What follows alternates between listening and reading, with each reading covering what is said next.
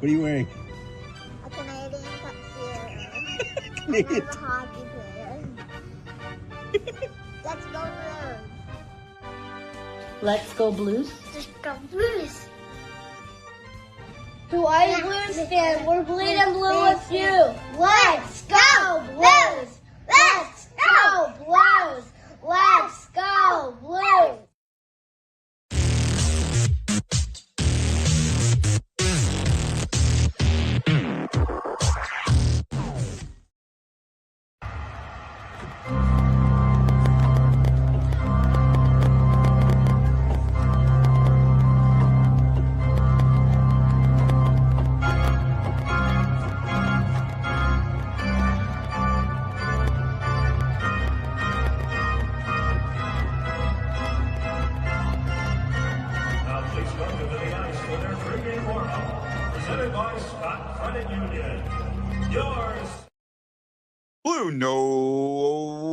BlueNote fan report.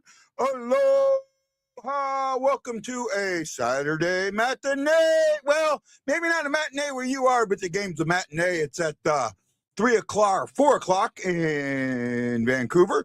It is 12:30 here. We are anxious. We are ready. This season is interesting.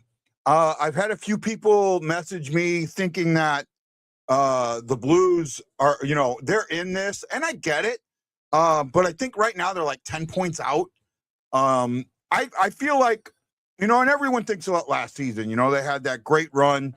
And the one difference in last season and this season is when they had that run, I think there was only like one team that had to jump to get into the place.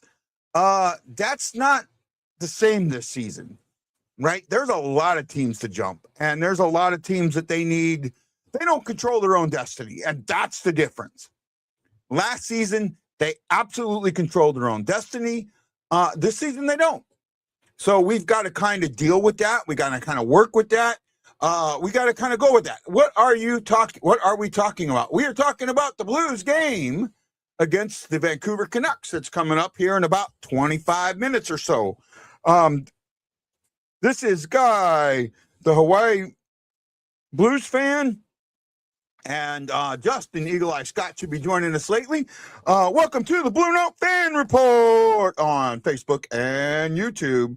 We are your live game day reaction show. We tell you what's going on and what's going to happen and what we think is happening. Justin should be along here very shortly. If you're following the news, a little off that, and for those of you that do know, I live in Hawaii. You could, and if you follow the news, you know that the island of Oahu has had a lot of flooding and issues like that. It has not completely affected me. We have had some very, very heavy rain. Had a good old fashioned Midwest thunderstorm last night. Did not. Yeah, I was not. If anyone knows me, I do not like the rain. I love thunderstorms in the Midwest. Did not love the one last night.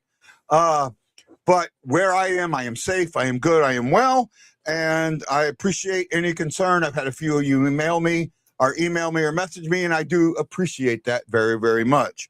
Did get some injury news on the Blues. Tyler Tucker is now week to week.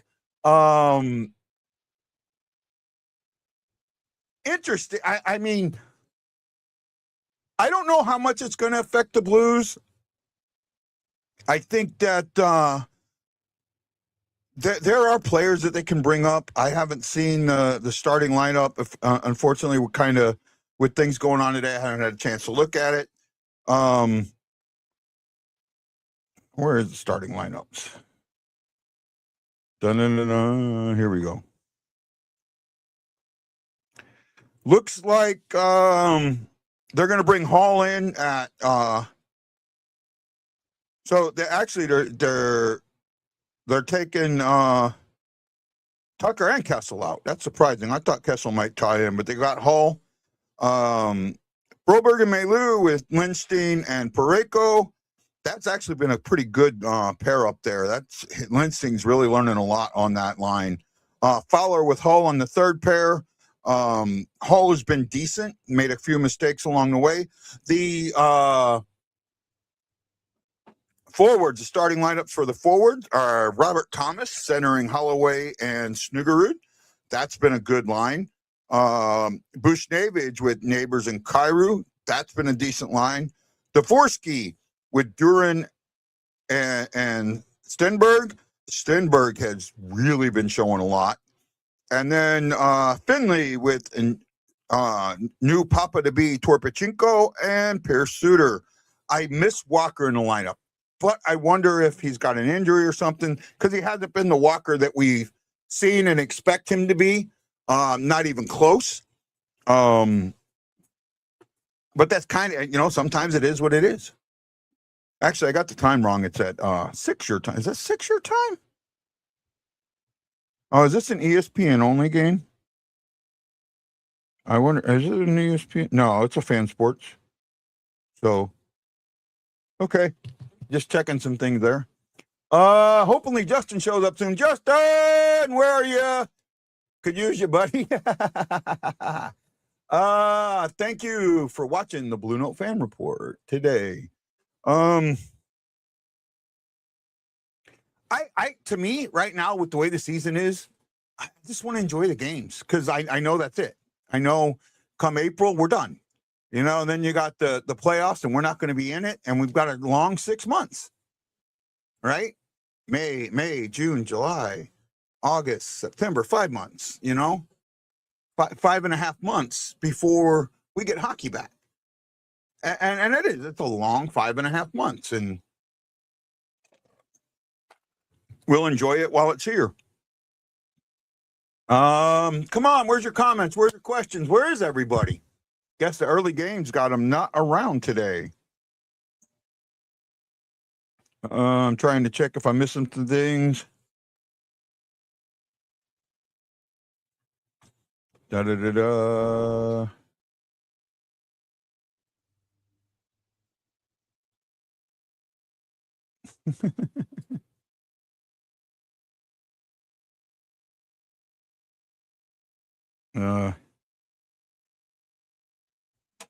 Wow, Reed Lowe actually answered in my group. That's pretty cool.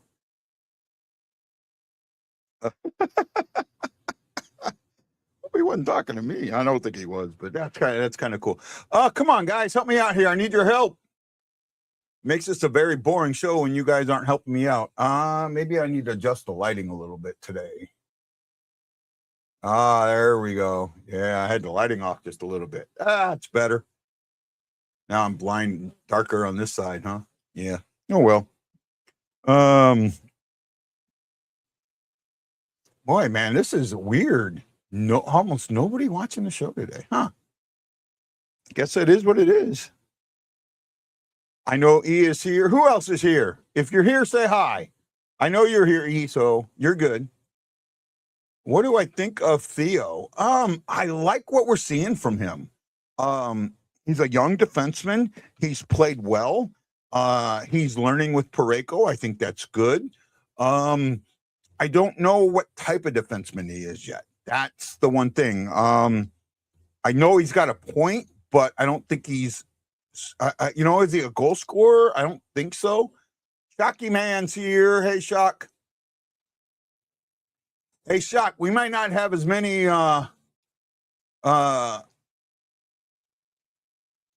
peacock bass now. If the dam broke, we won't have a lot of peacock bass.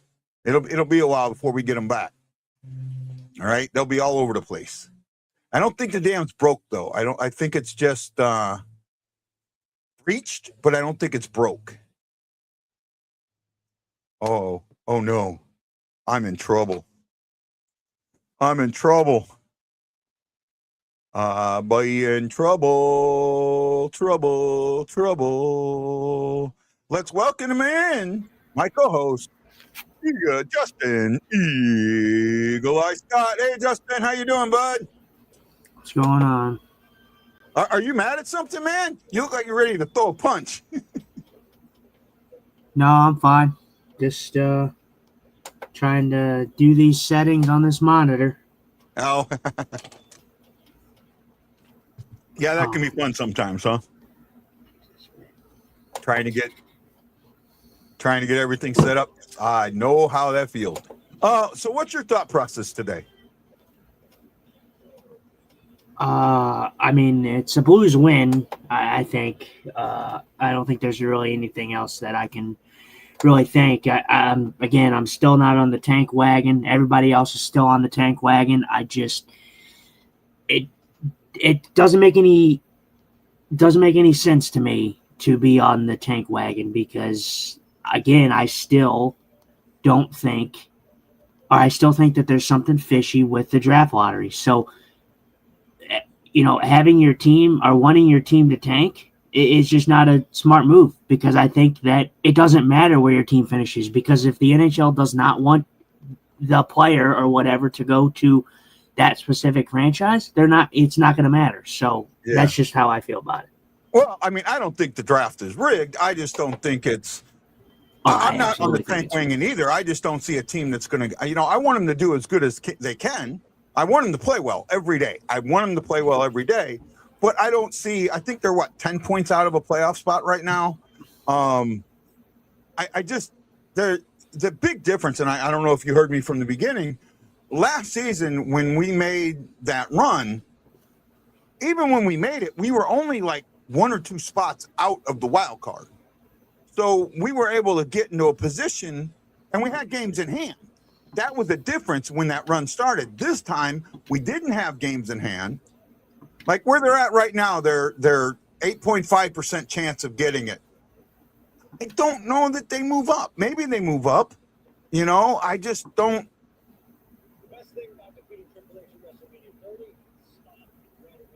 I just don't see it. I don't know, man. I want them to do well. And I don't care. I honestly don't care what draft pick they get because I trust this team. I trust this team to draft well for the most part, right? There was a post in my group, and someone was, calling Parayko the dumbest man in hockey for not going to Buffalo, and I disagreed with it. He had every right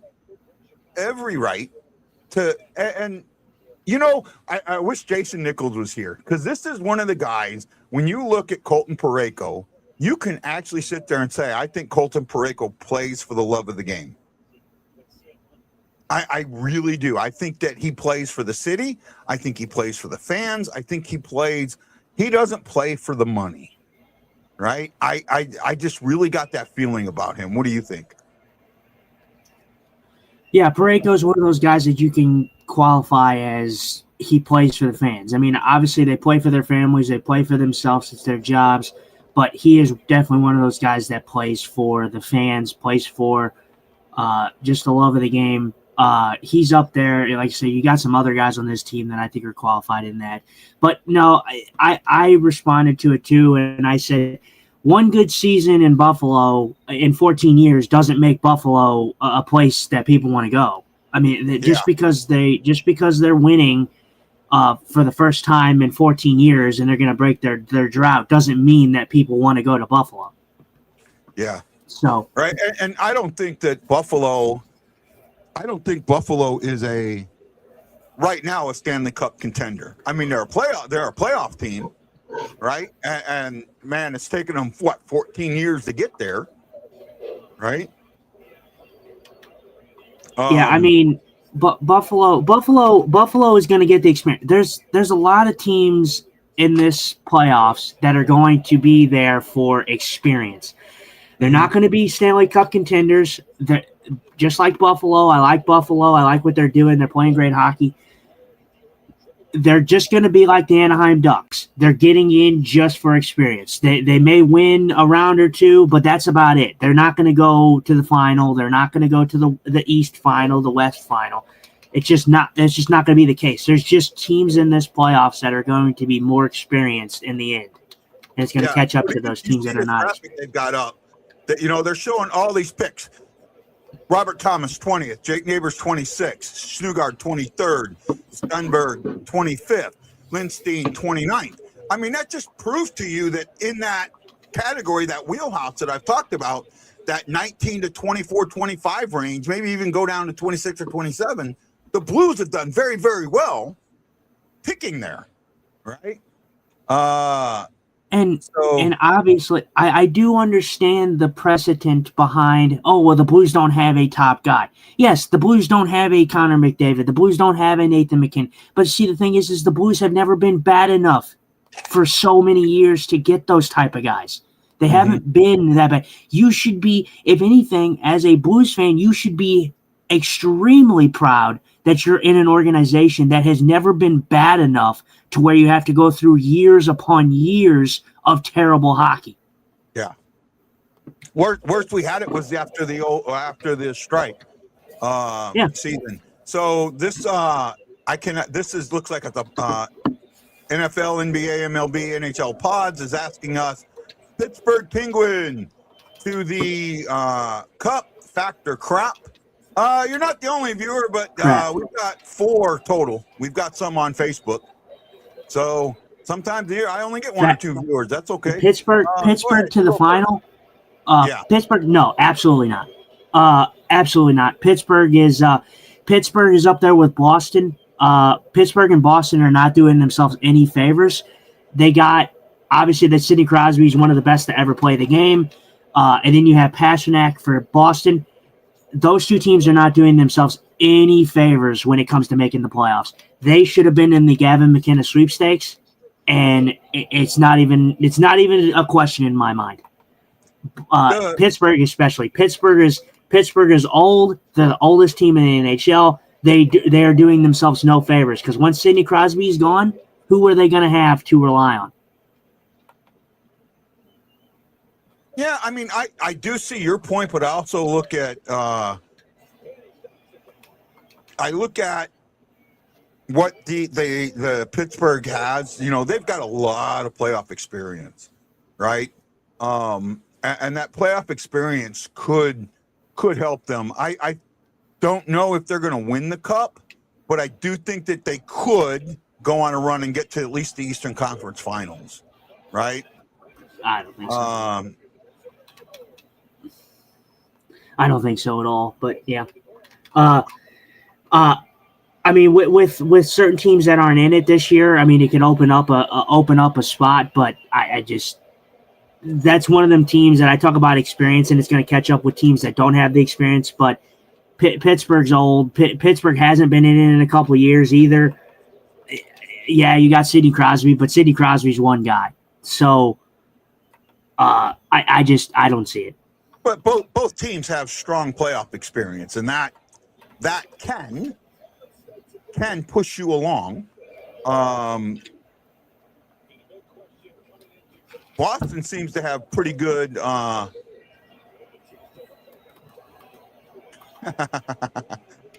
He's saying MLB's asking Boston Hat. I'm sorry, man, but do you watch the sport?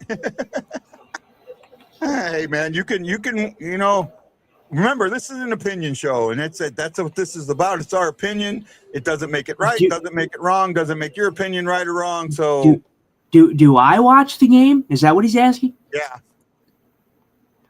I'm sorry, Mr. MLB. Boston has Pastrnak. That, and their goalie. I enjoy.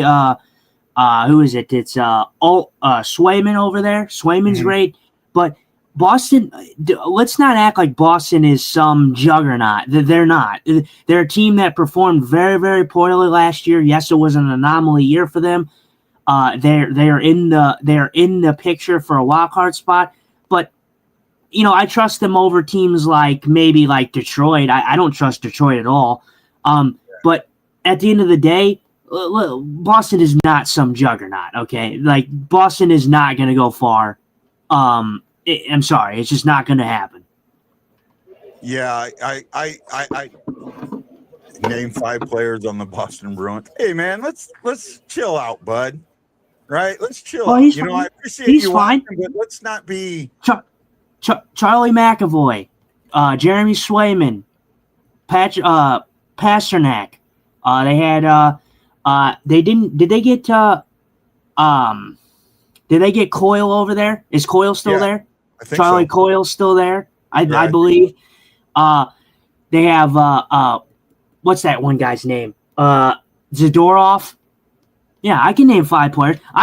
Believe me, I watch multiple teams, man. I'm not saying that Boston is some train wreck. I love David Pastrnak. I think he's a fantastic winger. But it all comes down to depth. And does Boston have depth and star power? No. At the end of the day, I'm going to take a team. I'm taking my prediction at the start of the season, which was Tampa Bay. I'm going with Tampa Bay. Out of every team in the East, I think Tampa Bay has the best chance, especially given experience and their star power over there. Yeah, I could see that. I could see Tampa Bay in the East. I think the East is wide open, to be honest with you. I think the East is a lot more wide open than the West. I think the West comes down to 2 teams, right? Actually, it comes down to 3 teams. It comes down to Minnesota, Dallas, and the Avalanche. And well, the thing is one of them's going to be out. So depending on the seeding, which that's what's going to be the case. And Dallas is not far off from making the Central Division lead right now. They're only a couple points behind Colorado right now. So I think honestly it could benefit Minnesota if they play Colorado in the first round, because if Minnesota can beat Colorado, it's going to give their opportunity a lot more than if they play Dallas. Because I think if they play Dallas in the first round, I think Dallas wins that series. That's just me, though. Well, Dallas is 4 points back, and Minnesota is 10 points back. Minnesota's not winning the division. Colorado has clinched a playoff spot. I think they're the only team that has. Yeah, they clinched. Yeah, they've clinched a playoff spot. But it depends on if Dallas hops over Colorado for the division lead. I think that benefits Minnesota, because if Minnesota plays Colorado, Minnesota can play them very tough. And I think Minnesota, with the addition of Quinn Hughes, although they're not my favorite team, they're a better defensive team, I think, than Colorado. Colorado's going to struggle defensively. So if McKinnon and that is not putting up multiple points a game, they're going to struggle, because Minnesota is capable.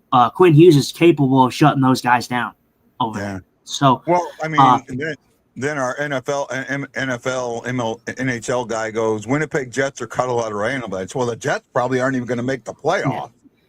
The Jets are close. The Jets are close, but the Jets would not benefit. The Jets are not going to benefit from making the playoffs, because they're a team that is. I mean, just watch them against the Blues. I'm sorry, like, I know I sound like a homer right now, but watch them against the St. Louis Blues. They got dominated by the Blues all game, and they ended up coming away with a win because their goalie out-goalied our goalie. I mean, that's just what it came down to. So, yeah, for the goalie standpoint, yeah, it's okay for Winnipeg, but as for star power and depth, no, their depth's not there in Winnipeg. I guess he's asking which team we would take over the other team, because then he says Blues or Penguins. Well, I'm going Blues all the way. Oh, well, I'll go Blues 100%. They're a younger team. They're a faster team.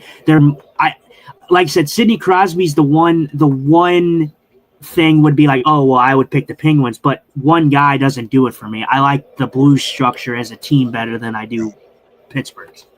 I think we have better goaltending than Pittsburgh does. Absolutely. Absolutely. And that right there, that has more to do with a 7-game series than anything else, right? Goaltending. And if you've got the goaltending can carry you through a 7-game series, right? You know what? And then he brings up my favorite thing. Look at the numbers. No, well, numbers don't tell the whole story, right? Numbers do not tell the whole story. Huh? For what? For what? Numbers for what? I guess he's talking about Pennington ain't better than either of the Pens goalies. See? That's, again, I knew that's where he was going. I knew that's where he was going on Pennington and the numbers. I'm telling you, Pennington is better than his numbers. And I know he is. I know he's better than his numbers. And I've talked about this, and I've talked about this, and I've talked about this. right? Stuart Skinner is not a bad goalie, but if you look at him right now, he's fallen off of a cliff here recently, and he's not a bad goalie. But is he better than Jordan Binnington? Yes, you can look at the numbers, and that's fine. You know, I have too, and I've said it. Jordan Binnington has not been Jordan Binnington-esque this year, but Jordan Binnington is a better goalie than Stuart Skinner. I'm sorry. I mean, as for a consistency standpoint, I would say he's probably better than Stuart Skinner in that aspect too, even though both goalies struggle sometimes with the consistency. Binnington is a big-time goalie. Stuart Skinner, he did come up huge for the Edmonton Oilers, but I'm sorry. I mean, there's just no way I'm taking Stuart Skinner over Jordan Binnington. Sorry. Yeah. No, I just again, you look at you can't look at the number. The eye test. Eye test tells me that Bennington's not as bad as everyone thinks he is. Well, you know, go look at the damn Olympics. The best of the best. Look at the numbers he put up at the Olympics. That right there says everything you need to say. Right? Swayman played one game and got I think he got lit up. He almost got beat. Right? Didn't they win that game like 6-3 or something like that? He gave up a bunch of goals in that one. Right? Swayman did not have a good game for the Swayman was with the Blues, was with the USA team. Who was I forget who the other Swayman was the other Canadian goalie, wasn't he? No. Swayman. No, it was. Was it Swayman or was it Omar? No, I think it was Swayman. Yeah, I think. Yeah. I don't know. I know what you're talking about, but it just doesn't matter. They don't play. He doesn't play for Pittsburgh, but when it comes down to it, I'm not even taking either Pittsburgh goalie over Joe Hofer, and Joe Hofer is considered our backup. So I'm not taking the Pittsburgh goaltending tandem over the Blues tandem. I'm sorry. I got to ask you, and this is not. You might take this and be offended by this. How old are you, man? Not you, Justin. NFL, NHL pods. How old are you? Right? Because you sit there, you go, the Pens are having a much better season than the Blues, and they are a better hockey team without a doubt. No, that's not true. The Blues are a good team playing badly. Pittsburgh is a bad team playing good. There's a difference. Where was I want to rebuttal with this. Where was Pittsburgh last year in the playoffs? Yeah. They weren't in the playoffs. The Blues were in the playoffs. Yeah. So I'm sorry. I get the history behind Pittsburgh. I get the appeal to Pittsburgh. I get that they have Sidney Crosby. I get all that. I get that they've had a good year. But again, it doesn't matter because your logic would tell me that, oh, well, if they're such a better team, then why did the Blues make the playoffs last year and the Pittsburgh Penguins did not? And the Pittsburgh Penguins did not by a pretty large margin. He goes, we have 20 points more than you. We're not talking about last year, buddy. You know, you may have 20 points, but you're also playing in a weaker conference. Your bottom end is much weaker. And, sometimes you've got a little more experience than us. And that's fine. But when you just look at numbers and you don't look at the eye test, that has a lot to do with it. Right? Well, I'm confused. I'm confused on what fan you are. Are you a Pittsburgh Penguins fan or are you a Boston Bruins fan? No, he said he didn't care about the Bruins, so he's a Penguins fan. Okay. Well, and like I said, that's fine. But, I mean, yeah, it is, when you look at the numbers, yes, the Pittsburgh Penguins have had a great year. They've defied all the odds. Yeah, he says, look at the top 10 in the league, and he goes, everybody, 7 out of the top 10 are in the East. Great. But what about the bottom 10, right? How many of them are from the East? 1, actually 2, 3. Oh yeah, yeah. We're maybe we are the worst conference this year. West. Yeah, okay. He might have a point there. All right. But I know I like how he didn't answer my question about how old he was. You're muted. I know. I was being asked by somebody something. Yeah, no. Like I said, I don't care. Like I get it. The Blues have not had a good year compared to Pittsburgh, but again, you do have to take into account that the whole NHL as a whole has been an anomaly year. It's not just been the Blues that have had an off year. I mean, look at Toronto. I mean, we all knew Toronto was going to be a step back, but Toronto was way worse than what anybody thought they would be. No one thought that they were going to be bottom of the league. He says, Everybody. He says, guess my age. I will say higher or lower. I'm going to say right off the bat, 18. And I think I'm high. I'm going to say 18 right off the bat. We'll see what he answered. Yeah, I mean, like I said, I don't mind. Like I said, I don't mind your logic on the whole. Oh well, look at the numbers. The Pittsburgh Penguins have 20 more points than the Blues. Yeah, that's fine. Everybody can see that. But again, as a knowledgeable fan, I'm not trying to be disrespectful. As a knowledgeable fan, you got to look at more than just the Pittsburgh Penguins has more points than the St. Louis Blues. Sorry, you just have higher. He's saying higher, but here's my point. I don't completely believe that that's true because you don't have a picture of you on your thing. You have a picture of a football player, right? So that right there, kind of tells me that you're being anonymous. You're being a keyboard warrior, and that's why I don't put a lot of stock into it. Now we're talking to you because there's not a lot of people watching us right now, and that's great. But you feel like a keyboard warrior to me. Right, and that's just how I feel. All right. Yeah, I mean, like you said, you're entitled to your opinion, and that is a-okay. What's up? What do you say? Why would I have a pic of myself? Well, I have a pic of myself.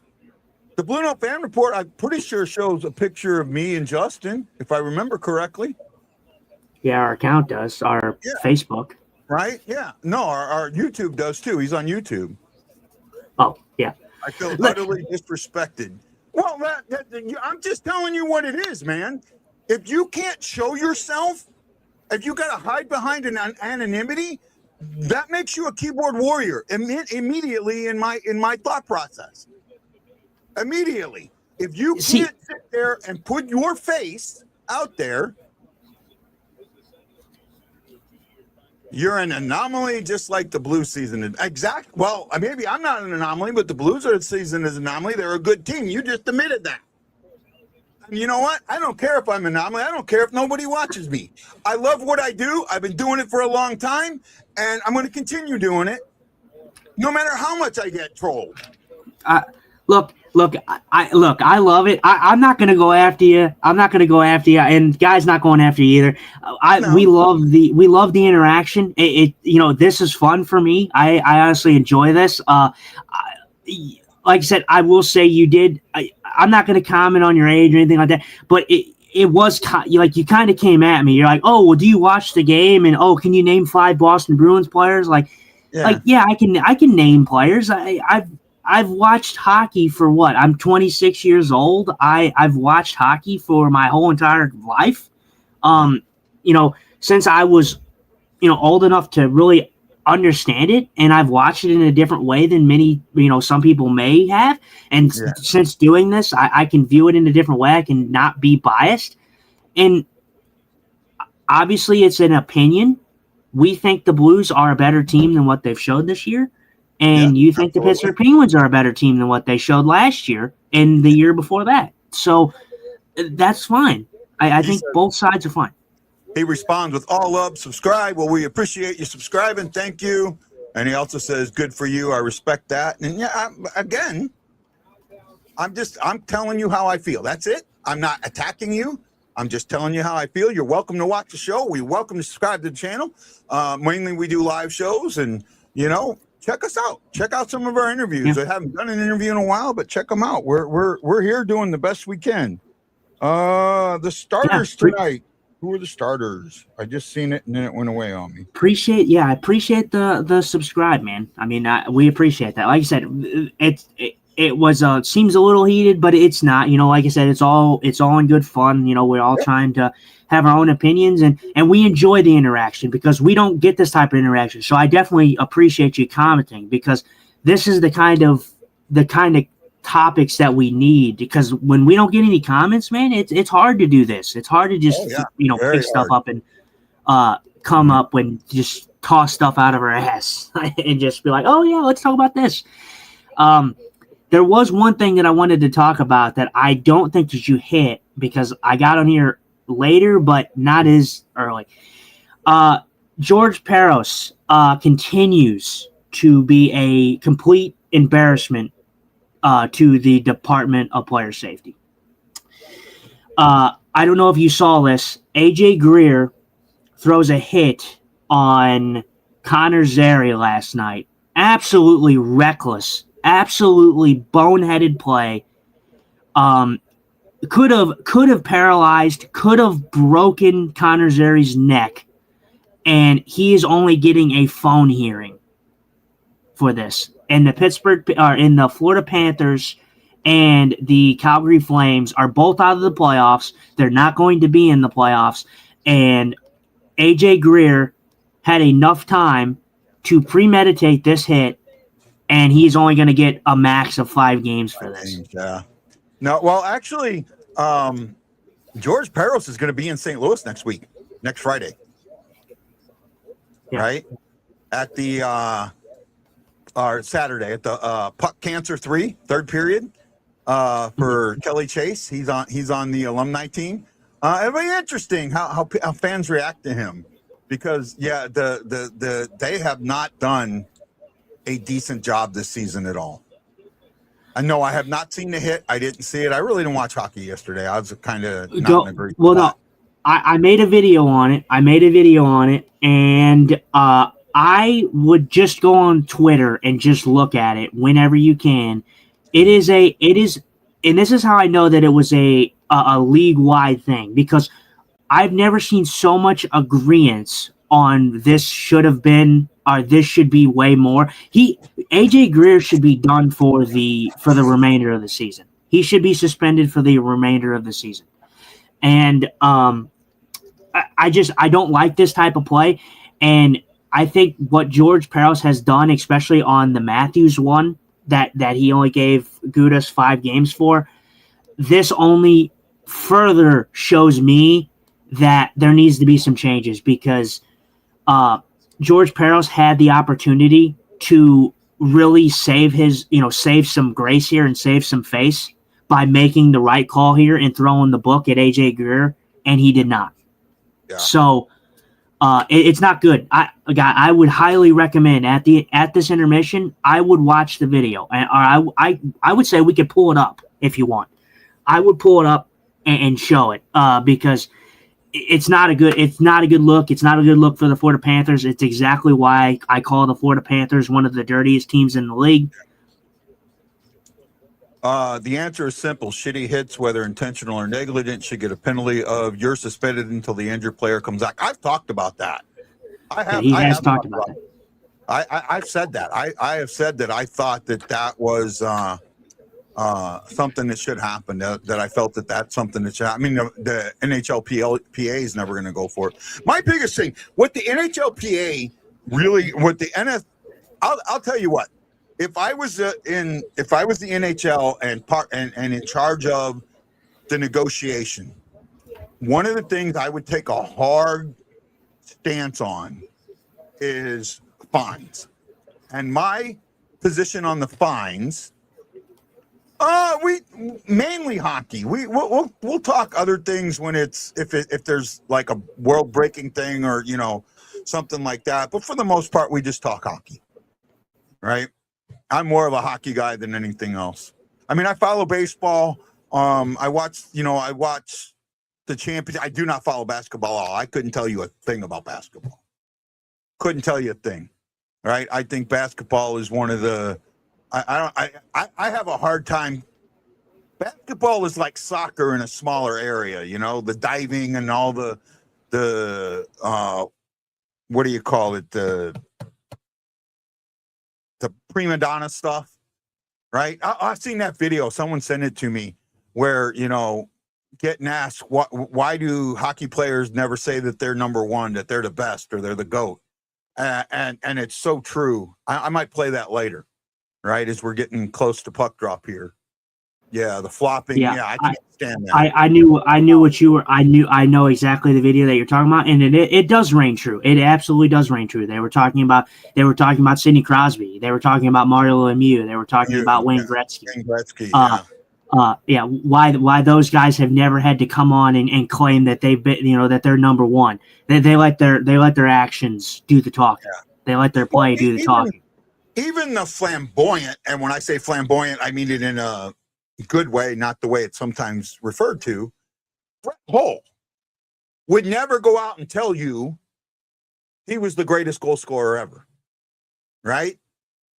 When he got asked questions about his goal scoring ability, he always said, well, it's because of this or it's because of that. It was never him. It was always somebody else.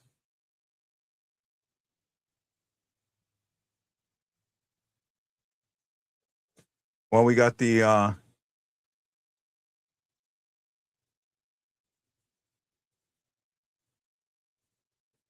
national anthems being played.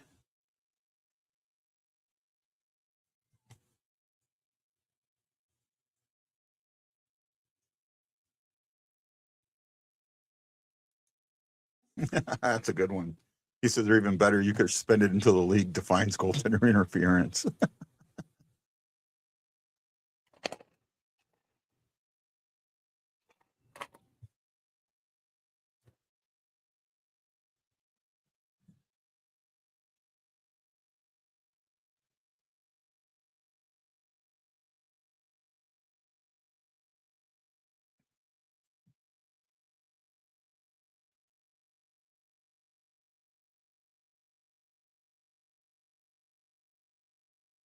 Oh, it's Hockey Night in Canada. I didn't realize that.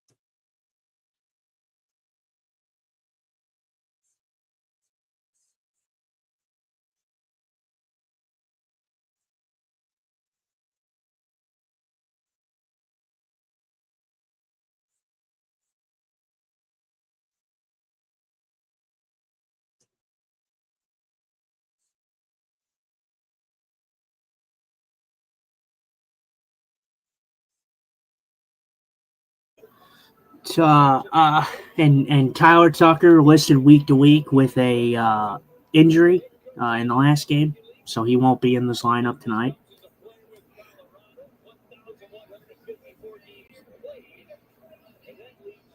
Say again? I said Tyler Tucker listed out week to week. He got an injury in the last game. Yeah, I talked about that a little bit. Kessel isn't in. I was surprised that Kessel wasn't in, but I can kind of see Hull over Kessel. Yeah, I would give Hall give Hall see what you got a little bit. Hall's not been terrible since coming in. He's only got a couple games in, but he hasn't been terrible. So, right. Well, this is the game you should win. This is the game you should win, right? And for me, I said my player to watch was Parayko, but and that's because I didn't want the obvious choice because I didn't know, I wasn't sure who was going to be in goal, but I thought if Bennington was going to be in goal, he was going to be the guy to watch. Anytime Bennington's in goal, he's going to be the guy to watch.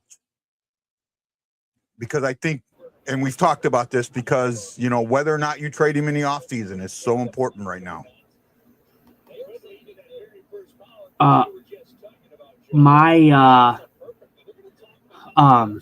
My player to watch was Dylan Holloway. In pretty much the Edmonton boys, Broberg and Holloway, because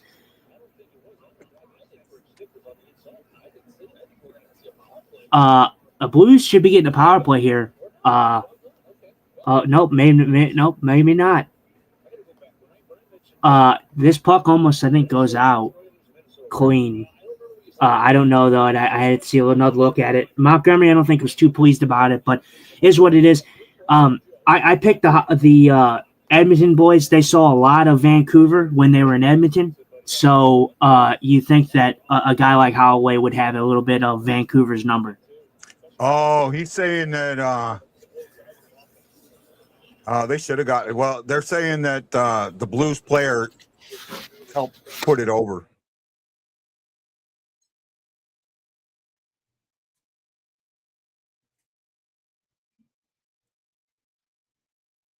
But that should have been a penalty. Yeah, you're a little ahead of me. Oh, yeah, you're way ahead of me. Get me caught up.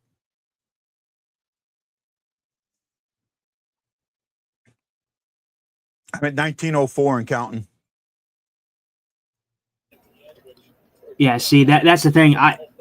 I'll be silent, but that's the thing. When you do that, you go ahead of me and you go 20 seconds ahead of me. So I would rather you be 5 seconds or 3 seconds behind me than 20 seconds behind you. Am I that far ahead of you now? What are you at now?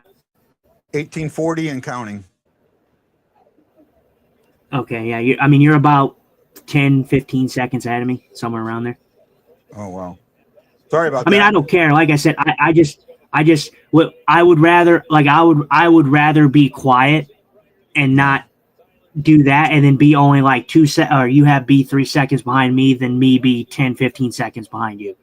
Okay. I didn't realize. I thought you were a lot further ahead of me. I thought you were like, when you said that, I thought you were like 5 or 6 seconds ahead of me. That's why I was trying to catch up. I didn't realize I jumped that far ahead.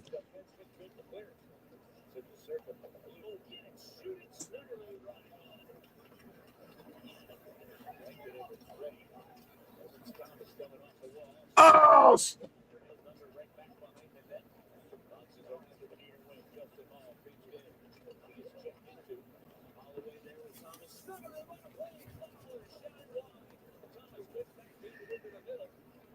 Tell you what, though, it's a magical thing to watch with this first line. This first line has been very, very good for the Blues. Yeah.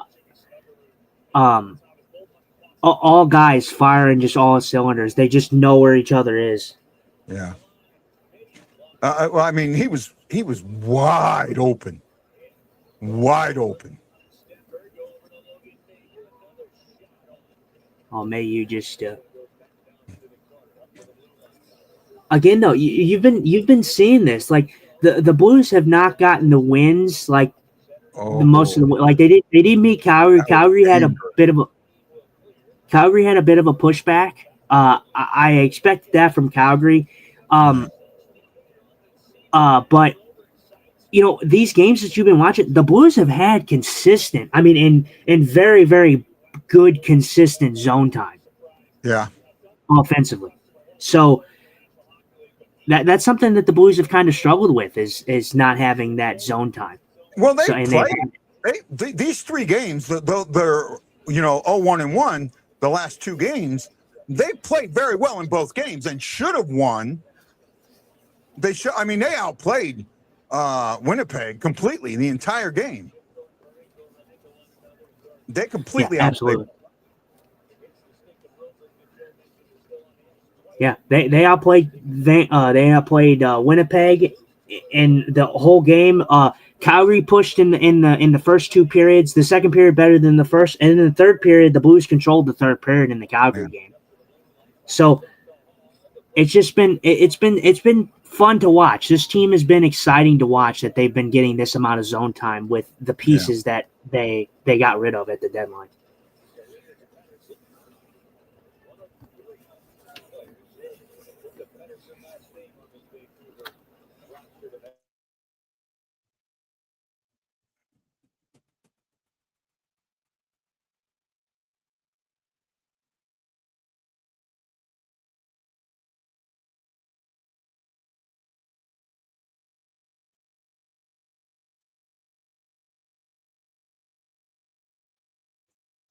I gotta go find an 11 millimeter socket.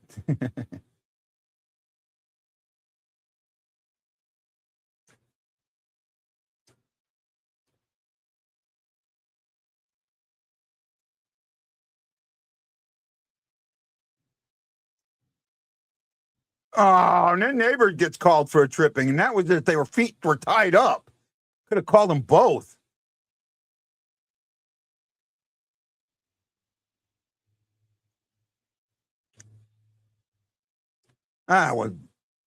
Man, I have given the refs the benefit of the doubt all season long, but to see some of these penalties get called.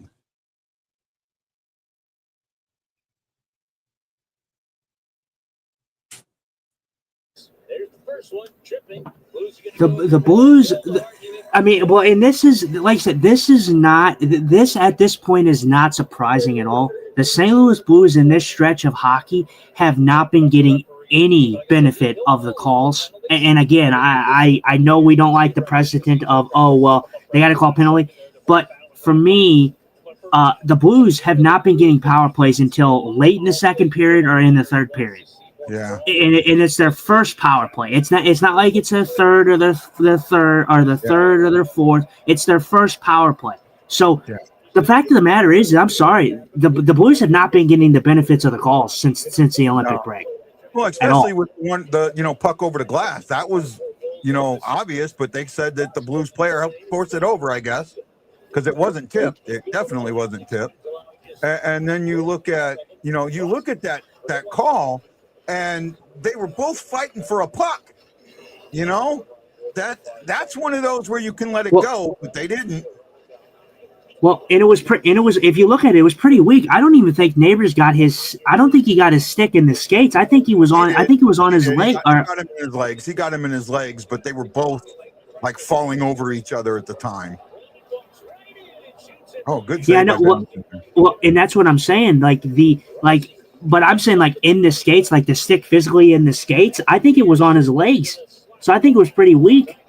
Well, to be honest. A trip doesn't have to be in the skates. It can be on the legs. No, it don't. But I'm saying from where it was with them battling for it, I don't know. Like I said, that was my point. I felt like they were both battling for the puck, right? That wasn't. I mean, I see the trip, but I don't see the trip, if that makes sense.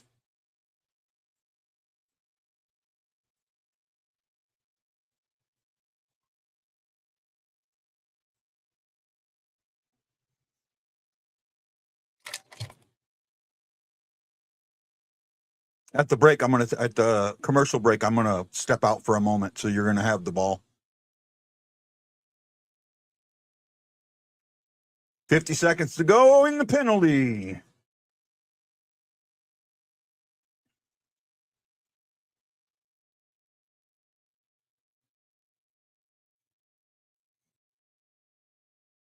Oh, Bennington, good save.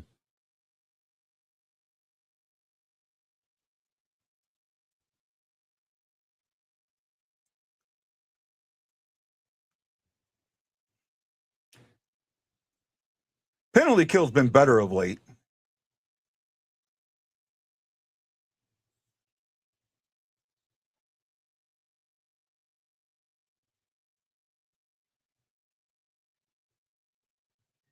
Nice one. Hey, Justin, thoughts on what the Blues should do this offseason? The Blues are for their off season. It's going to be interesting because for me, I think me and Guy are still in the same boat that we have kind of come to terms with the fact that we think Jordan Binnington is not going to be on this team after next season. And we both love Jordan Binnington, but I think if there's a move that we can possibly see this offseason, it could be Jordan Binnington near the draft or at the draft. For me, I'm just not in the camp of getting rid of Thomas or Kyrou. I don't want to get rid of either of them, but if there was one that was going to go, it would be Kyrou in my mind. if you're not going to get the assets you need for him, then why would you trade him? So that's kind of how I feel about that. So honestly, it's so hard to give you a pinpoint plan for me, just because I think the future's bright, and I think the guys that are younger that are going to be ready here eventually, a Stenberg. I think Stenberg's going to be on this roster next year. Yeah.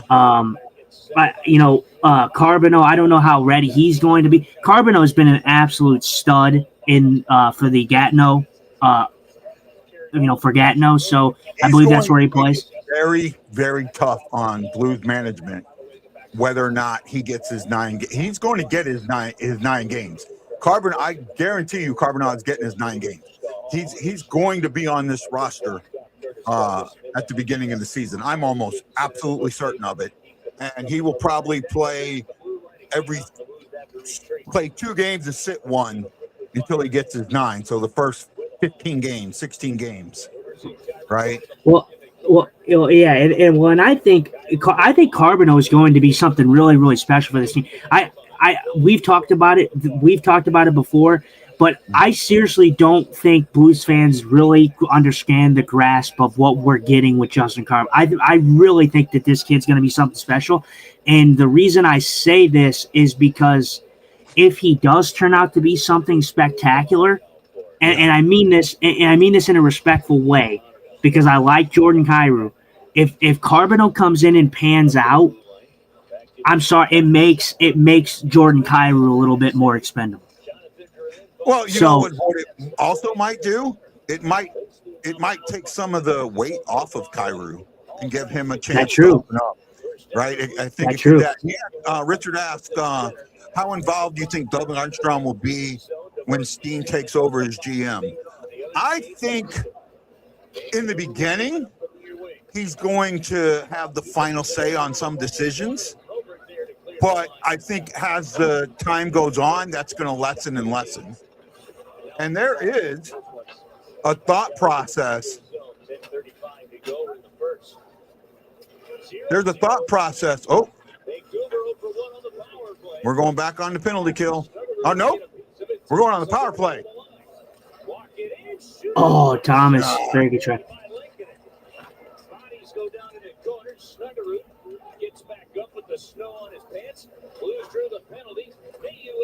Ooh, Mayu, very good shot by Logan Mayu right there. I'm telling you, this first line is something very, very special to watch, because this first line is zipping this puck around. And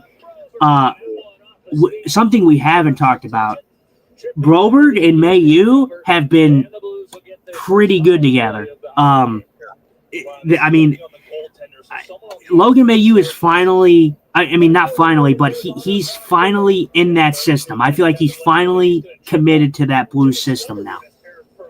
So, like I said, I don't think Mayu maybe will be a top pairing defenseman for this team, but him being in the top 4, him being in the top 4 is not that far off, for me at least as of right now. I mean, he's playing very, very good.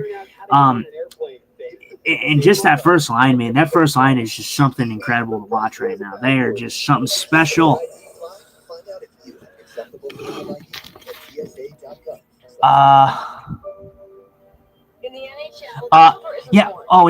what I was gonna say, Richard. Okay, hang on.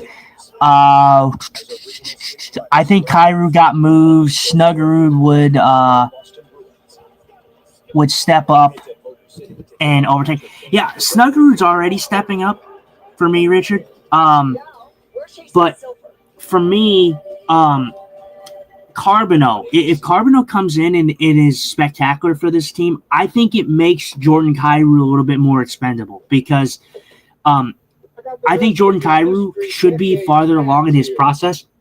I'm not going to dog on him like a lot of hockey, a lot of Blues fans have, because I think he is serviceable as a two-way. He's played a two-way game, and I think that he's only increased year by year for the Blues. But I think with Carbonneau, I think you either see one of two things. I think you see what Guy said, where Carbonneau kind of takes some of that pressure off, and Kyrou can just be the player that he needs to be. or you see a situation where Carbonell comes in and he's great, and it kind of makes Jordan Kyrou a little bit more expendable, where you can get some pieces for him. So I hate to say that because it sounds negative, but I gotta be fair and I gotta be truthful to all you guys watching. Like, I wouldn't be me and I wouldn't be doing my job properly if I didn't tell you. Yeah. No, my I truth. agree with you. Carbonell came in at 18, 17 or 18, and was absolutely just amazing.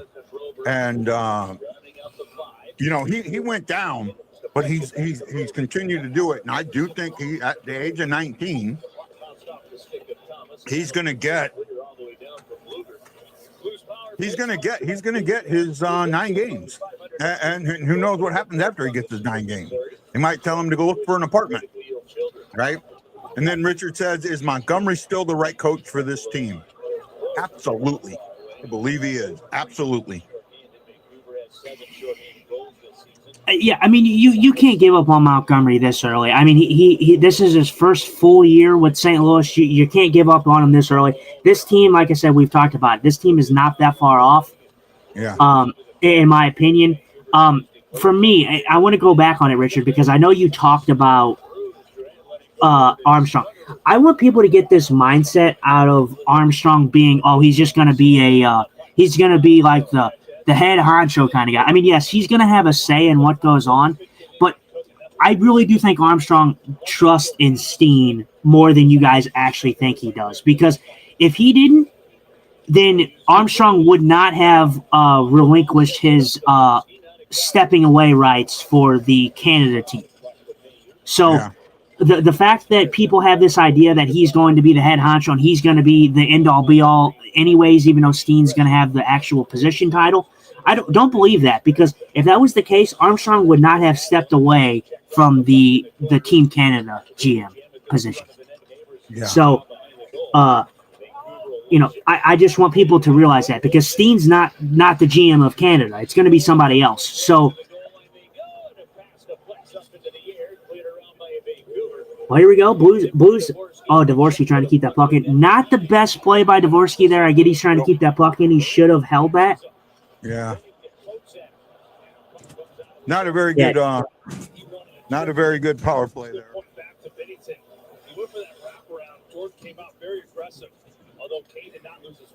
Yeah, the power play has been a struggle for the Blues, but I get Dvorsky was trying to keep that puck in. Dvorsky should have kept that puck. He was not. He would have been able to keep that puck in. He should have just turned around and took his space. He passed that right to Vancouver.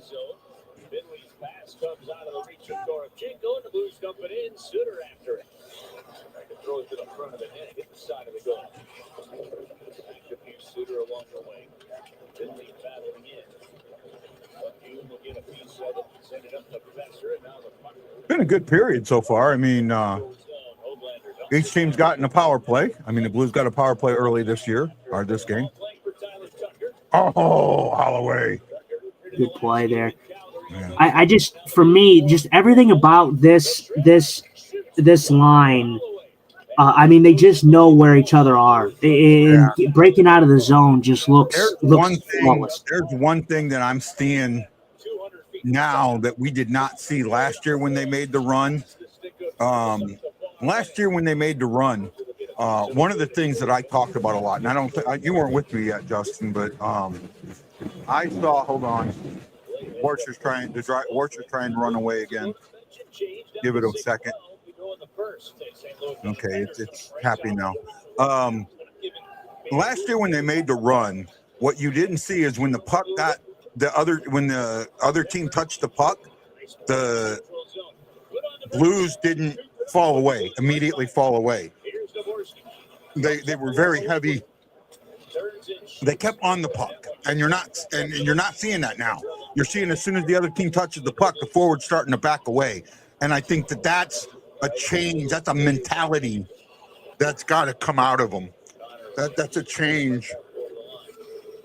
And unfortunately, I think when teams lose, that's what happened. Oh my God, I lost the puck. We got to fall back. We got to, it's a mentality that's got to get taken out of them, to stay on the puck, to stay, to keep on that forecheck and not, immediately give up and back up. Let other players do that. That's what your defenseman's job is, right? It's your defenseman's job to fall back. Stay on the puck. Let your defenseman handle it. And that's what I think, once that kind of change starts happening, that mentality changes.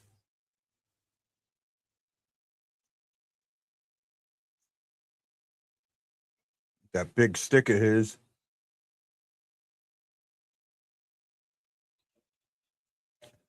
Man, this is the third game in a row. They have shown good cycling.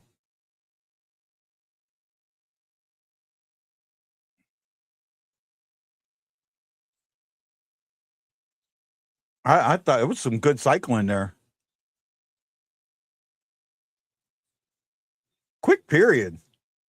Only like one commercial break, maybe two?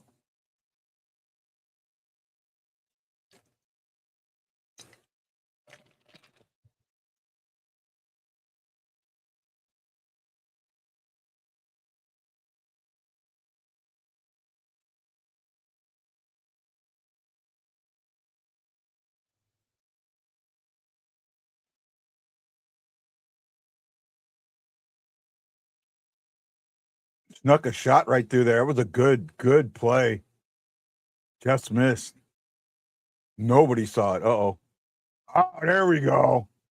Fowler, nice back check there.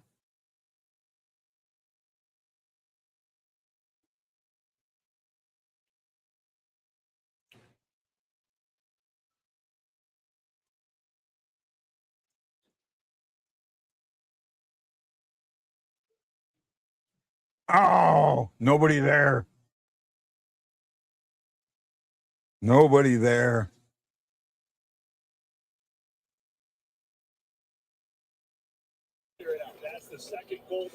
Yeah, I'm telling you, this line though is humming. I mean, you feel that it's coming. Yeah. I'll tell you what, Jimmy Snuggerud, he is going to be something really special to watch for years to come. I wonder if those three guys are going to work out together in the offseason, right? Because that's something that I could see, like, really helping those guys out. Yeah, I think, man, the ability. I'm telling you what, though, one thing that Snuggerud does that is just impressive to watch is his quickness. His ability to. I go back to the play just a second ago when the Blues had that chance where Jimmy Snuggerud, he is like a freaking Barry Bonds in left field, man. He just reaches up, grabs that thing down, and throws it down in one swoop motion. Just throws that puck down on the ground and just tosses that puck away. It's impressive to watch, and it's not the first time he's done it. He does it a lot, so it's something special. Tell you what, though, the Blues have been getting some massive zone time in this period.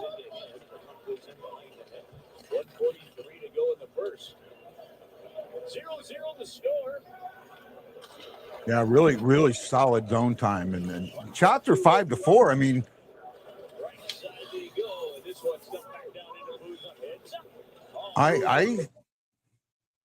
it's good game. I mean, solid game so far.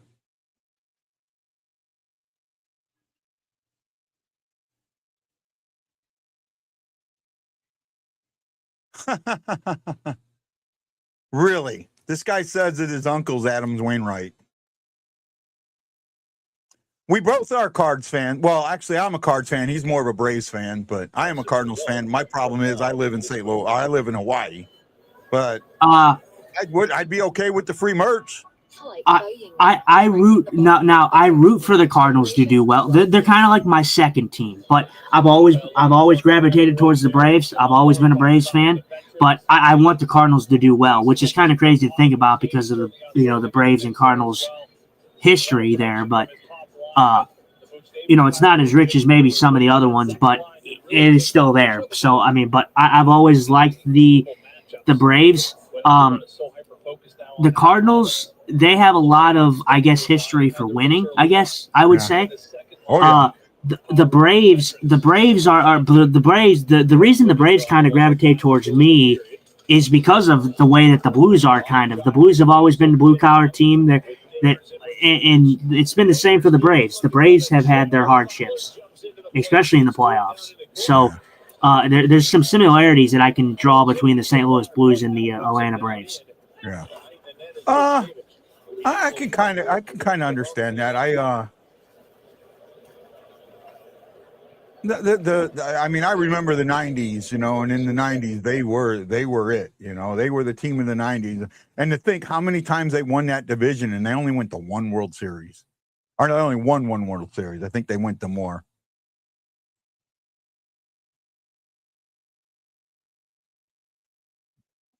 Well, I wouldn't need season tickets. I wouldn't mind getting a signed baseball or a signed glove or something like that.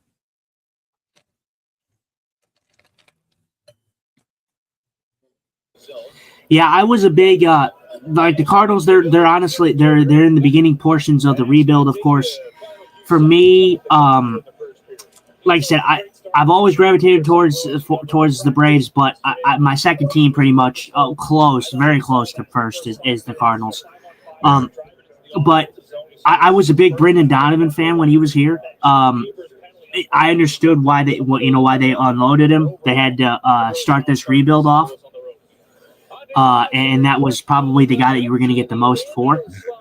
But, I think the Blues and the Cardinals, I talk about this a lot, they're kind of in different spots. Like I said, we're kind of in a retool replacement thing with the Blues, and we're going through the rebuild with the Cardinals.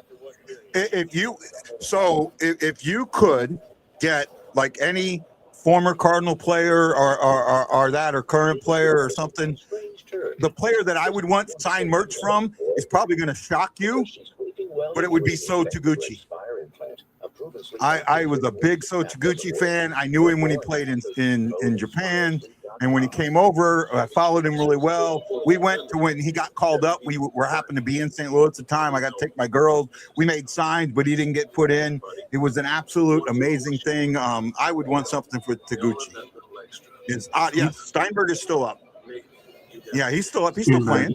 Stenberg. I don't like bad in the eye. I think it's just it's common. You normally hear Stein, not Sten, right? Yeah. So that's the end of one.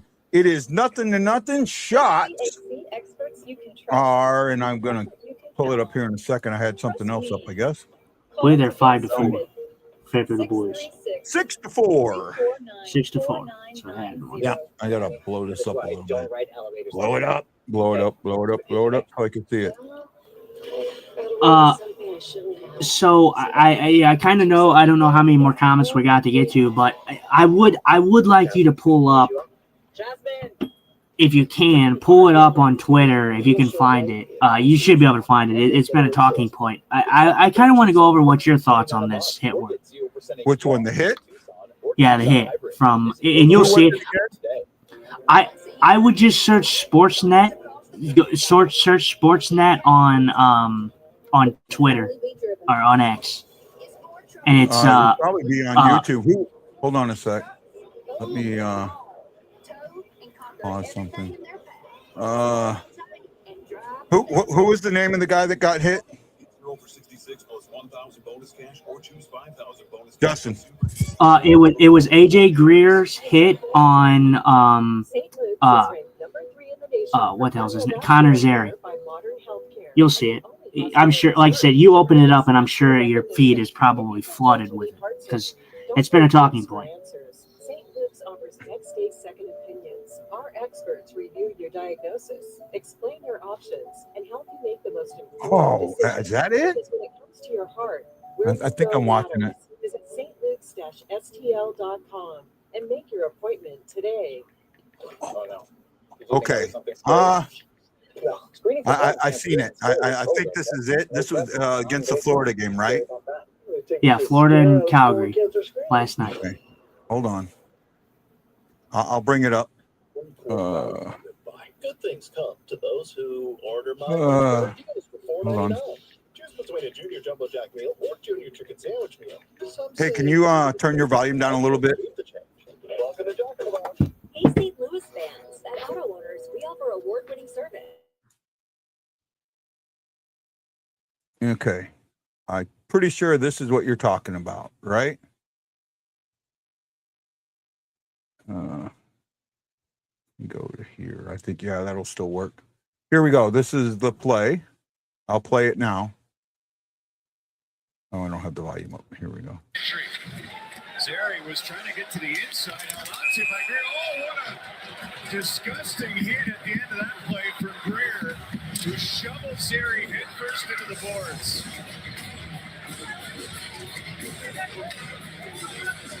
Oh, yeah. He immediately reached for his neck. What gets me is the referee doing nothing, never going over to the player. Head athletic therapist is attending to Zeri right now. I have no idea what AJ Greer was thinking in this situation. Such a dangerous play. First of all, he got away with a penalty prior to this. And now, just when the player is so prone, sliding into the boards, Connor Zeri, oh, that's a good sign right there. He gave him an extra shove. Is Zeri out for the season, or? Well, there will be some sort of disciplinary action against Greer for that, as you mentioned. I do not know. We'll talk about it in a minute after you see this replay, but they'll show the replay. They should. That should have been a penalty. And now all of a sudden, oh my gosh! Oh yeah. Why would you do that? Yeah, yeah. I'm going to look at this. Maybe heat of the moment, but he let his anger get to him. It should be an in-person hearing, but I also think an in-person hearing would probably only give him 5 games. Right? And I could be wrong, but I do think that an in-person hearing, he might still only get the 5 games, not the 10. Right? Oh, I talked about this in the video, and I even brought this up when, with the lips and everything. Matt agrees with me, and he said it first. AJ Greer, he should be done for the whole season. The impact of this hit, the fact that both teams are not in the playoffs, they're not anywhere near the playoffs. There's no reason to throw this hit. Obviously, Zeri walks off on his own accord, so obviously that's going to lessen it a little bit, but it doesn't matter because he goes for the neck. He goes for the neck immediately. You don't know what could happen if he breaks his neck or if he goes paralyzed. AJ, Zeri's career is pretty much over. So this is a hit that is unnecessary at this point in the season with 2 teams that aren't in the playoffs. It's just an unnecessary hit. So for me, if I'm George Peros, he should have been done for the whole year. He should have been done for the rest of the season. I mean, there's only 13 games left? 14 games left? He should have been done. I think, an in-person hearing, you can get, I think it's up to 20. Well, I don't know if there's a limit on an in-person hearing. But I think it's how many times you've had an in-person hearing, what the limit is. Right? So I don't know Greer's history enough to know that if he's had an in-person hearing before. So if he's had one before, it would only be 10 games, the max. In 10 games would put him at the near the end of the season, anyways. Yeah. So if that's good, but still, like I said, at this point in this season, with 2 teams that aren't in the playoffs, you can't throw that hit. That's an unnecessary hit. And it goes to show you with how bad the Department of Player Safety has been with these situations, where we literally were just talking about the Austin Matthews incident. Where that was, yeah, right. Hold on. You still with me? I'm here. Well, not and we were just talking about the Austin Matthews. Agudas gets 5 games. Should have got more. That was intent to injure. And then, we have this. Not even 2 weeks later, another incident. So I mean, it's getting out of hand, and for me, I don't understand why this is getting this out of control. I really don't. Do we have somebody waiting in the? Oh no! Oh, what is this? Oh no! Never mind. Say again. Nothing. I was looking at something at the bottom of the screen. Yeah. Yeah. For me, I think it's a dirty, cheap shot. It's exactly why I say that the Florida Panthers are the dirtiest team in the league. It's exactly why I say it, because this is not the first incident that the Florida Panthers have been a part of. It won't be the last. And quite frankly, I'm sorry, it's because the league just lets them get away with it, and it's been more and more evident ever since. Okay, here's that other video I was talking about. Pull it up this way. Here we go.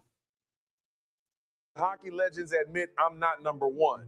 Let me tell you something that absolutely separates hockey culture from every other major sport. The greatest hockey players in the world, I'm talking Gretzky, Lemieux, Crosby, they don't run around screaming, I'm the GOAT. They don't campaign for it. They don't need media surrogates fighting their battles. And you know why? Because in hockey, greatness speaks for itself. Wayne Gretzky will look you dead in the eye and say, I was lucky. I played with great teammates. Mario Lemieux will tell you, injuries robbed him of years. Not make excuses, not rewrite history. These men understand something very simple. The game is bigger than them. In hockey, saying I'm not number one isn't weakness, it's confidence. You don't need to declare yourself the best when everyone in the room already knows what you did, what you won, what you sacrificed. Championships, pain, scars, those are the resume. Compare that to other sports, where players constantly remind you of their greatness, their longevity, their numbers, their so-called impact. That's insecurity talking. Hockey legends don't chase validation. They let time do the talking. And that's why their legacy ages like gold, not noise. Why do hockey legends? That right there is that's impressive to me. That to hear that from Stephen A. Smith, and it's dead on. It's right too. It's absolutely right. I'm with him. I agree with him. These guys don't tell you that they're the best. They don't tell you they're best at all. All right. Good period by the Blues. Let's hope that it continues. Let's hope that their second period woes don't happen. We should be getting closer. Stats. Let's go over the stats real quick. One penalty for each. No scores. Neighbors got one at the 4:55 mark for tripping, and then Lincoln got one for tripping. The goalie gets one for tripping. Shots were 6-4. Or no, they changed it 5-4. I saw 6-4 earlier. Must have dropped it down, right? Blues had 21 attempts in the first period to Vancouver's 9. 8-7 were the hits in favor of St. Louis. The Blues, 4 giveaways to Vancouver's 5. Blues had a takeaway. Vancouver didn't. Vancouver blocked 7 shots. Blues blocked 3. Face-offs are pretty much even, 5-4, 56% to 44% in favor of the good guys. The numbers are even other than the shot attempts, and the game feels even to me. Yeah, it feels pretty similar. I mean, like I said, the Blues control. Like when they come back and show the numbers for the offensive zone time, I think the Blues are probably going to double the Vancouver Canucks in zone time. I don't think Vancouver was in the zone for an extended period of time at all in that period. I think the chances that they got were on the power play. The only time that they were actually in the zone for a cycle opportunity was the power play. That was it. So the Blues doing a good job 5-on-5. Again, the penalty kill looking good. It's been growing and growing and growing. I looked today when I went over the stats for the preview and predictions that the Blues they're coming up slowly. It's been growing every game, here in the recent stretches. They're at like 75.5 or 8 or something like that now. So I mean, it's something you want to see higher, of course, but it's something that it's been growing. So it's good to see that they're doing good on the penalty kill. Yeah. Do we have any comments here? Nope, no comments. We're good. We're all caught up.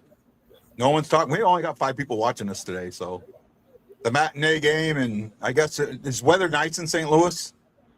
Yeah, weather is nice, but technically it's not a matinee game. A matinee game is early.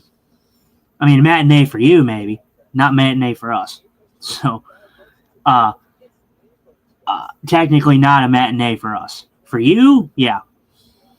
But so it was what? No, it was 6. What time? Oh, we lost Guy here. Yeah. Hopefully he can come back so I can run and do something before this period starts. Oh.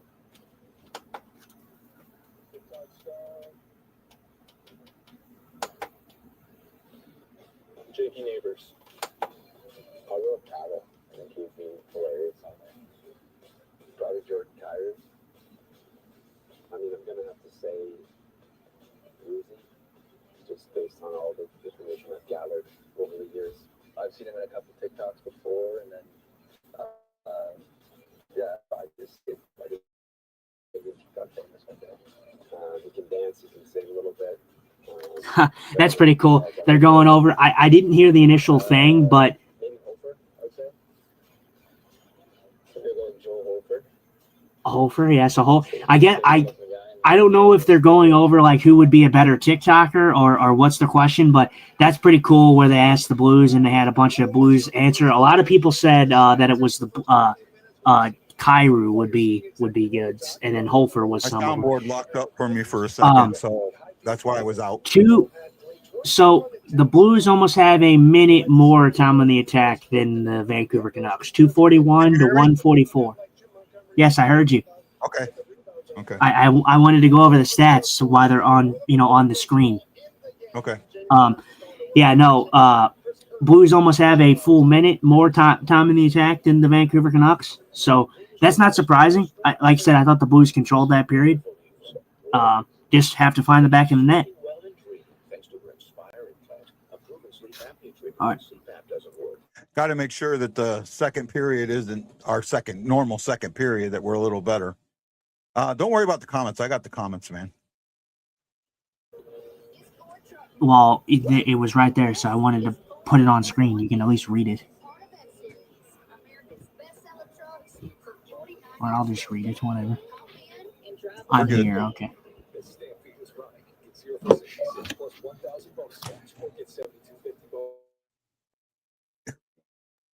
Okay, I'm back.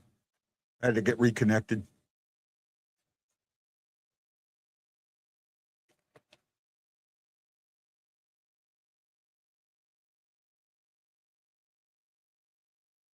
Oh, Justin, be right back. Where we got? Anything? Yeah, no, well, you got comments, we'll sell them.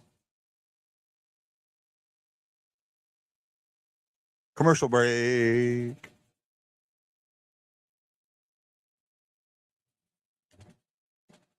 Trying to see if there's anything up I can show real quick.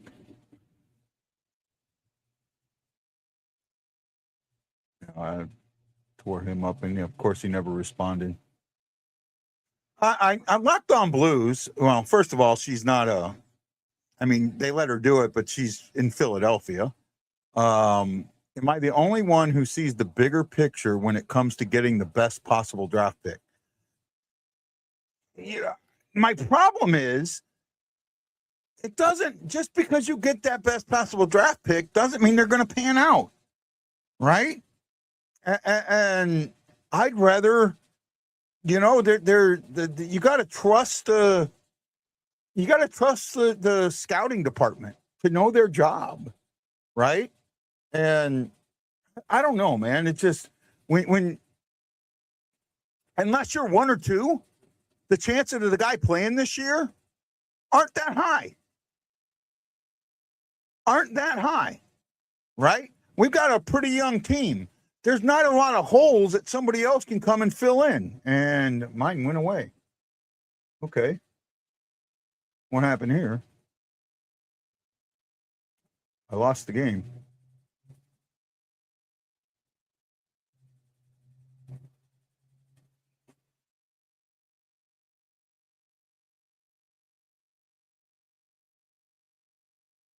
I lost the game, guys. Give me a second. Trying to get it back. We don't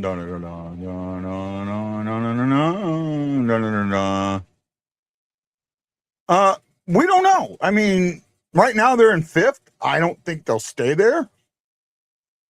I think they could move. I think they're going to be in that. They're going to be in the top 10. I do believe they'll be in the top 10. Yeah, there you go. The Nail Yakupov. Yeah, absolutely. Right? And then look at I was thinking about this, right?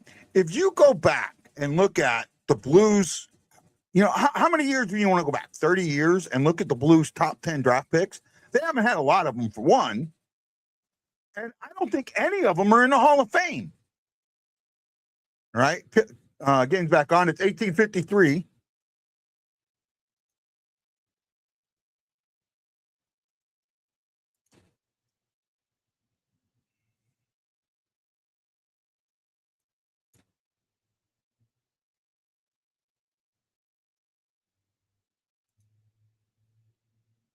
What's going on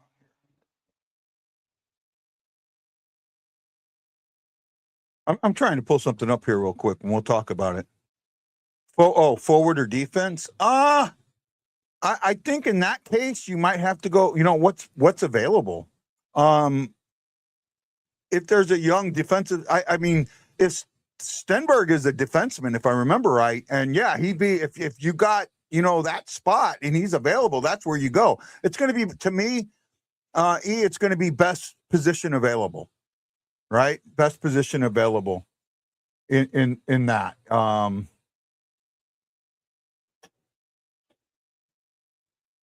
Yeah, to me, it's going to be best position available. Or, best talent available. Best player available. I guess that's how you could say it.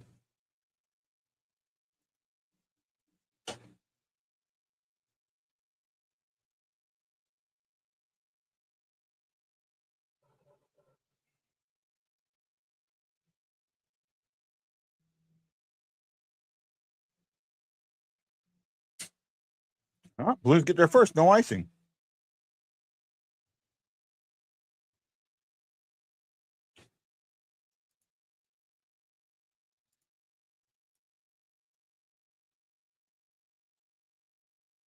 I'm going to go back 30 years. So this is 26. Go back to 96. That would be 30 years.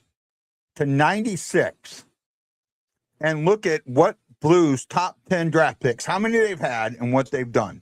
Right now, you have one. I know one, Gilbert. I know three. I know of three. You have Dvorsky, who's, at the very beginning of his career. Right? You have Pietrangelo, who's number 4. I say he's borderline Hall of Famer.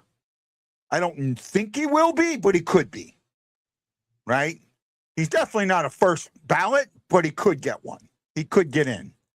2 rings, captain of a team he could get in.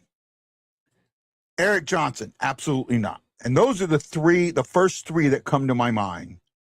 And those are the ones that I know were in the top 10. I'm going down and looking now at where we're at in the top 10. There's Pietrangelo in 08. In 06, you had Eric Johnson.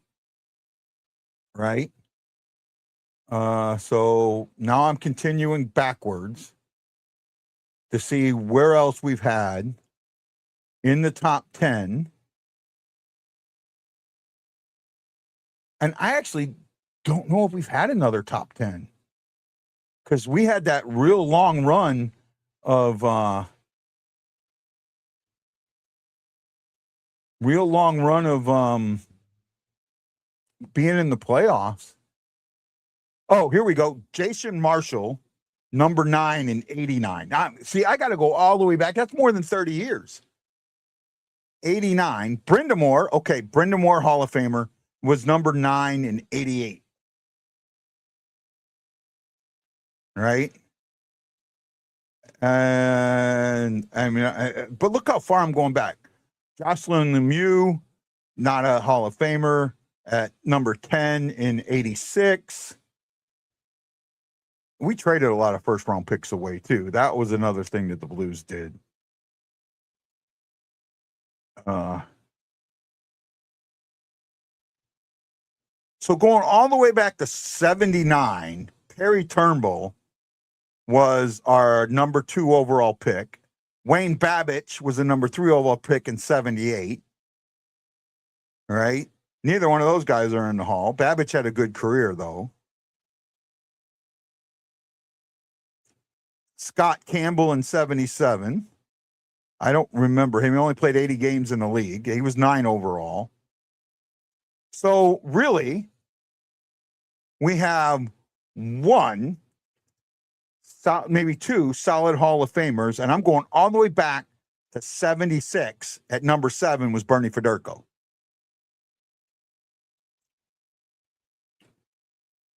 Right?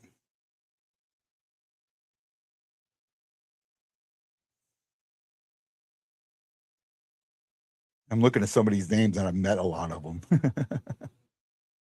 Right? So, really, first of all, we haven't had a lot of top 10 picks. And second, we haven't done that great with them. And that's going all the way through Blues draft history. Right? And definitely, when you get later in the, the late 60s, to the early 80s, there weren't as many teams, it was a lot different then.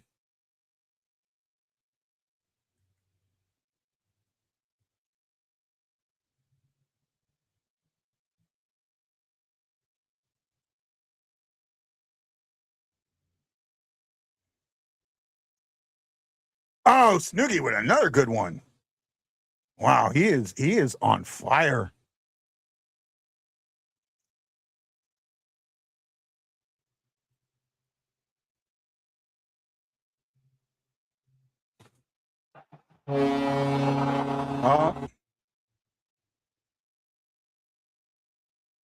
They called it off.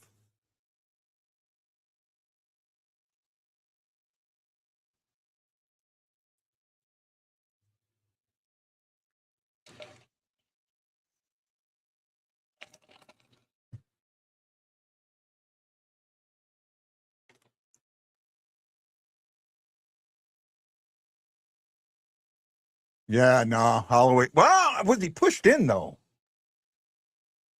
They're looking. I don't think they're going to challenge it because it's too hard. I mean, it's not worth it. It's a risky challenge, so they probably won't do it. But he did go in, but Holloway does slow up and he does get bumped in the back.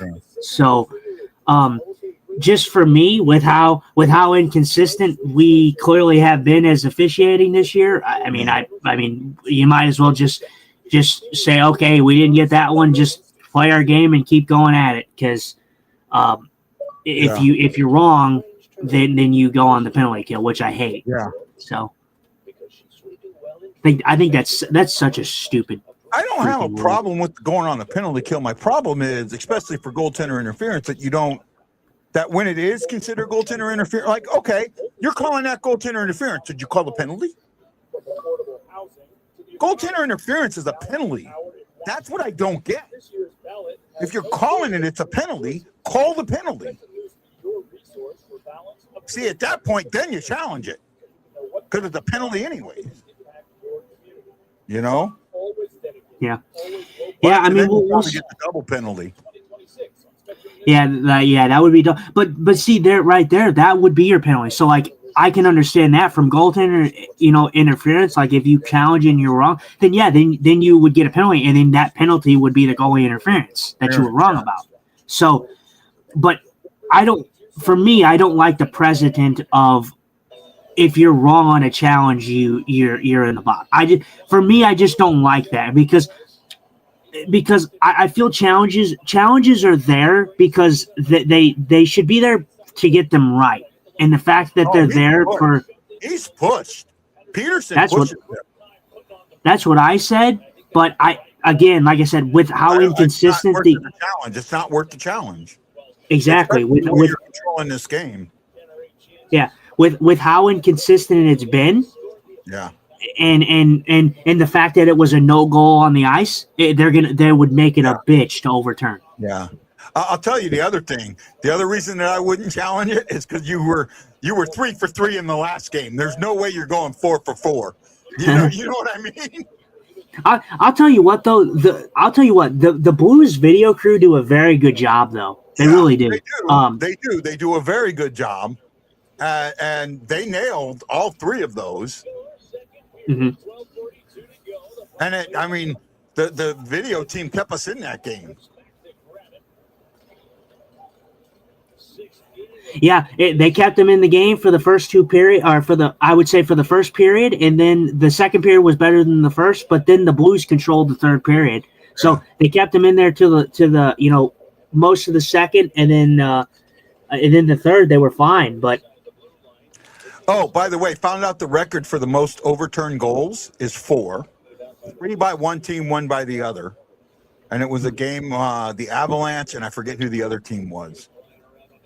No, it was Edmonton and somebody else. It was Edmonton and somebody else. Yeah, no, I just meant by one team. Yeah, by one team. Not combined. Yeah.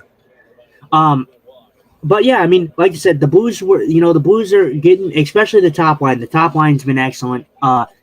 They got one overturned, obviously, but if they keep putting on the pressure that they're getting, they're going to get another one.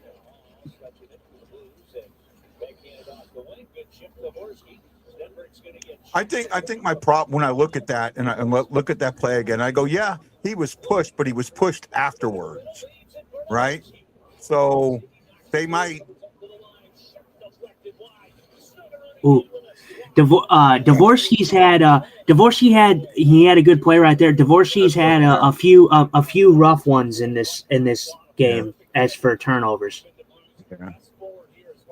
But he's still young. He's getting there. Yeah. He's definitely going to be on this team. It's not like he's going to be thrown back down to the A. I mean, he's just having not the greatest of games so far for him.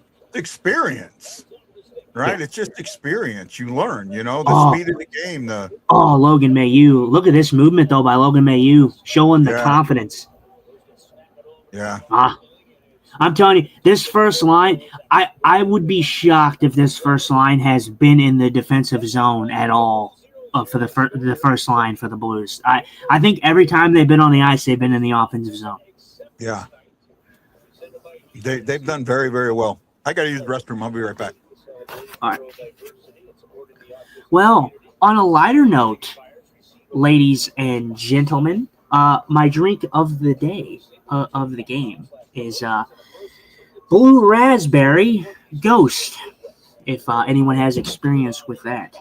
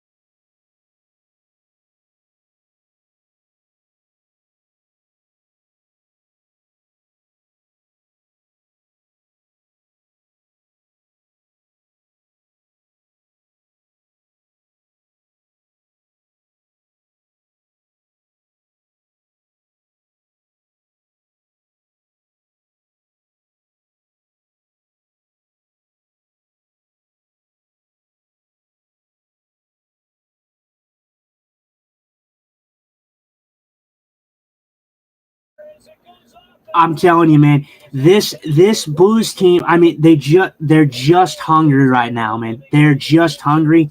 I cannot believe Robert Thomas doesn't put this in the net, but Robert Thomas gets this puck in front, and a good save by Lincoln. And again, the referees gathering together. They're looking at this. Fantastic goal here by the Blues. About something. I don't know what they could be talking about, but this is just a great play. A good keep. Fowler gets in on the forecheck. I really don't know what they're looking at. I mean, Suter is literally tied up with a. Yeah, it's a good goal. It's counting. I mean, I don't see what in the world they could have been gathering for. I mean, Suter was covered by two Vancouver players. Great crash by him. Thomas in front, though, just gets absolutely stonewalled there. But Fowler starts this play off down low. He loses this puck, and then he hustles back as quick as he can to get this puck up to the point. A good shot from the point. I don't know who throws this puck on net. And then Thomas – oh, no, it doesn't get to the net. It gets to Thomas. And Suter makes no mistakes there, just crashing the net. So Blues, like we just said, the Blues were begging for one, or they were going to get one with the pressure that they were getting.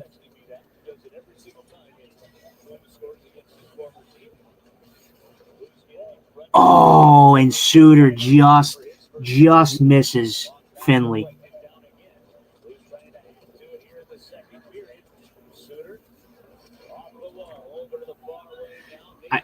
I'm telling you, man, this cycle by the Blues is very, very impressive with the youngsters that this team has. The Blues have always been with the exception of the last couple of years, been a very decent cycle team. I mean, they've been one of the better teams on the cycle and using the cycle the right way. And you're seeing that. You're starting to see that.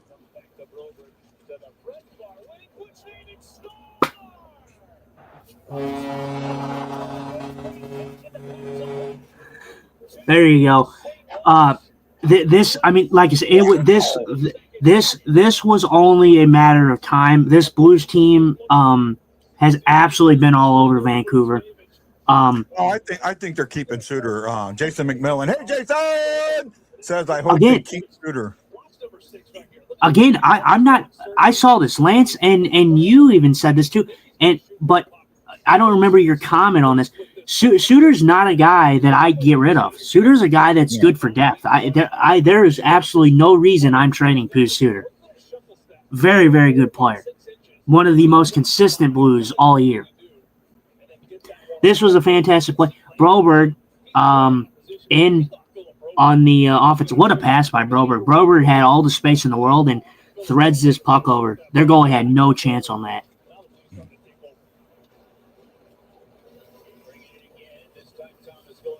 That was a nice little pass, but just little ill-advised.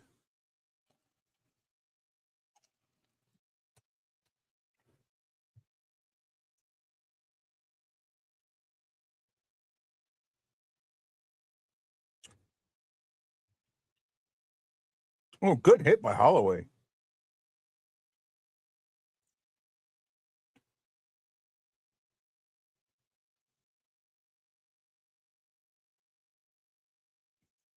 Yeah, sorry about that, AC. Justin, we're working on getting Justin a goal button. We actually are.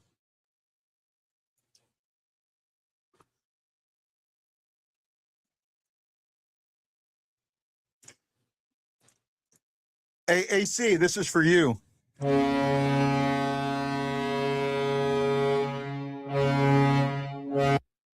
That's for you, AC.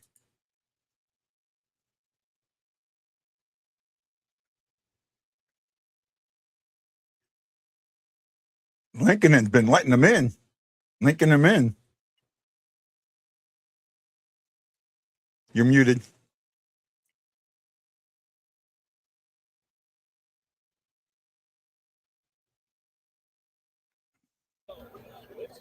I've been wanting them they're kind of expensive, but I've been seeing them on TikTok and everything like that. I've seen them sometimes. I don't know if they're legit, but there's this website that sells like goal horns, Yeah. and they have a gold- Blues. gold light. Yeah, I want one of them things, one of them Blues goal light Yeah. goal horns. Those are cool. Yeah, you connect it to a team and it goes off when there's a goal. Yeah, that would be cool. I would love one of those. AC says if he's not fully trained on goal horns, maybe we can start him off with the kazoo. you AC, that's pretty good. That's pretty good.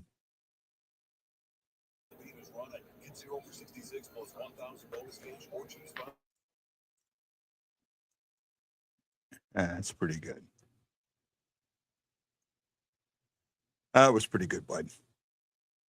How are you guys doing tonight? Oh, we got, I missed it. Jason McMillan, JJ, John Hefner, Jason Nichols, Tad Dieterman, Sion Roberts, E. Guido, and Stanley Marlowe. Thank you. They put some thumbs in the air. They gave some love and showed that they care. If you do it on YouTube, we appreciate you. We just can't see it. We can't see your names.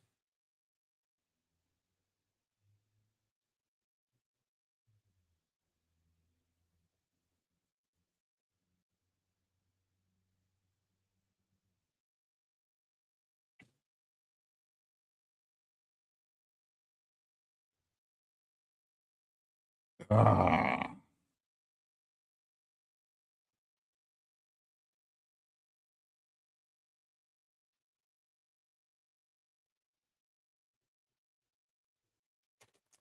We having fun out there in YouTube and Facebook live land. 2-0 Blues as we move through the second period. 6:34 remaining. Been a quick game. Not a lot of stoppages. Moving.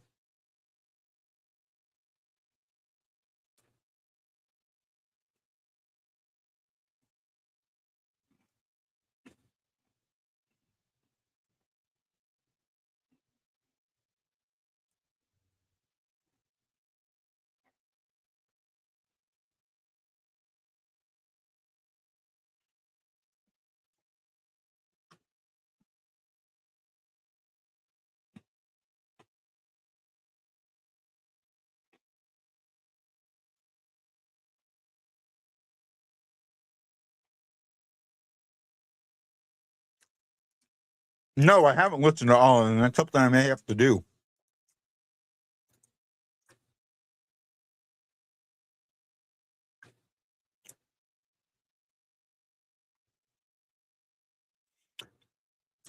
I got to be honest. The one I like the best, and I don't know if you could call it a goal hunt, but I love the Blue Jackets cannon. Right? Do you know what I wish the Blues had instead of a goal horn? Technically, it's cool. I love the cannon too. Technically, not a goal horn though. Do you know what I wish the Blues had as a goal horn? I'm gonna go with you. You understood what my comment was. Yeah, I did. I heard you. No, what? They use a steamboat horn. I'm asking what do you wish the Blues would do? You wish the Blues would do that? Yeah, I wish the Blues would do that. Right? I think that would be cool as hell. Especially, that's something that's ours. I mean, no other NHL team can really sit there and take that. Right? There's teams that are along rivers, but there's no team that's along a river where steamboats were what the city was known for. We were known for riverboats. We were known for that. Well, I'll tell you what, man. Jimmy Snuggerud, he does not need a lot of space to shoot the puck at all. I mean, he is an absolute shot first mentality guy. He has no F's given. He just shoots that puck. Yeah. Well, we need a shoot first guy. We need a guy that only sees Absolutely. Oh, Snuggerud again. Man, dude, Jimmy's. that. Oh, there he goes again. Jimmy's. Yeah, he just did it again. He had no space there, and he still shoots the puck. Oh, he scores. Oh, shit. My man. I thought you were ahead of me. Or I thought you were ahead of me. Jesus Christ. Now we have a blowout going. Well, I say that, and I'm going to take that back because I'm going to jinx it.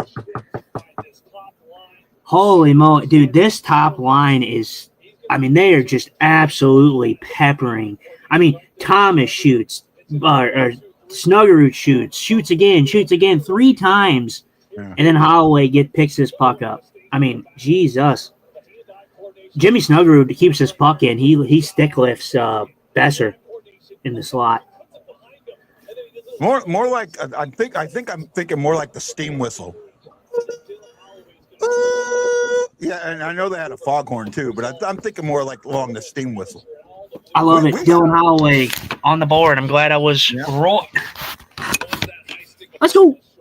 Oh my God. Are they looking? They're looking at this again? What are they looking at? Got to be offsides. Oh, no, it's high stick. Oh, you know what? It might be. This might come back. This might come back. But who else touches it? Snugger. It's a high stick by Snugger. This looks high. Unless Besser touches it. No, yeah, I think this might come back. Yeah, it's going to be a high stick.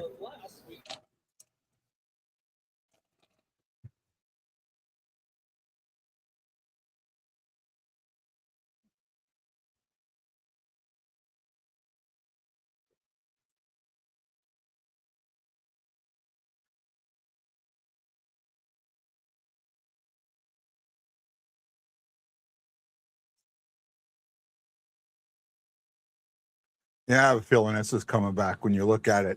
If he would have touched it again, it would have negated that. But or Vancouver would have touched it, it would have negated that. But the next one to touch it is Buchnevich, I think.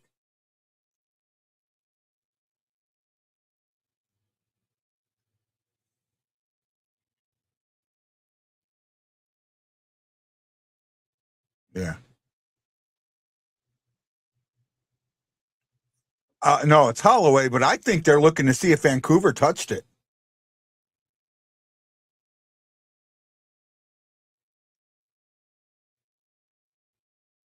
No goal.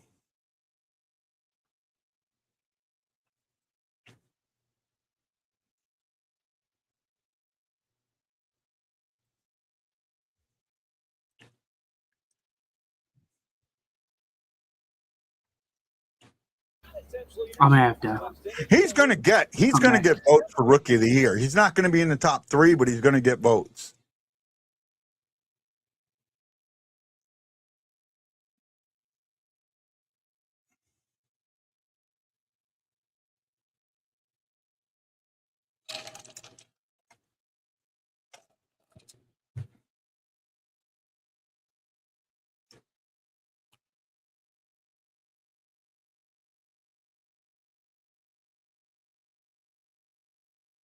I wonder if the Blues are challenging something now.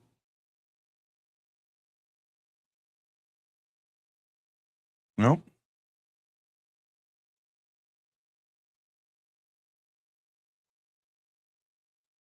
He might be. He might be.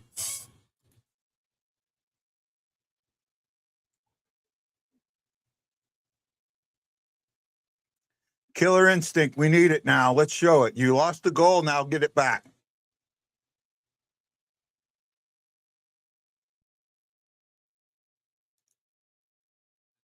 The St. Louis Blues goal horn is a genuine Marine air horn, though it originated from an ocean liner rather than a traditional Mississippi riverboat. Yeah.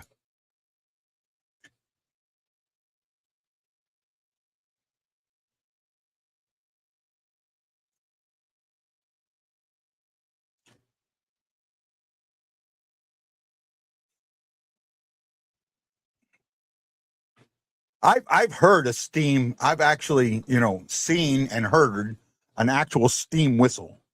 Right, a couple of the ships that were on, we had we had steam whistles on them. And I'm sorry, they sound cool. Before you get underway,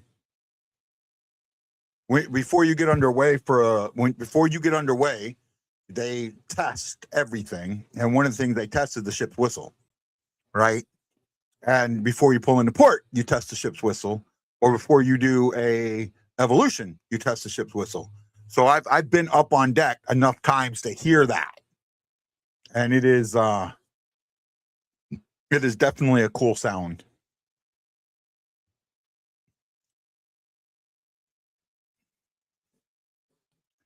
And is Scott Young on the other staff? I will tell you in a second.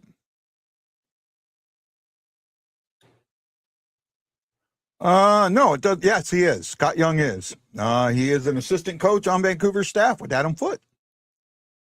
That is a true statement.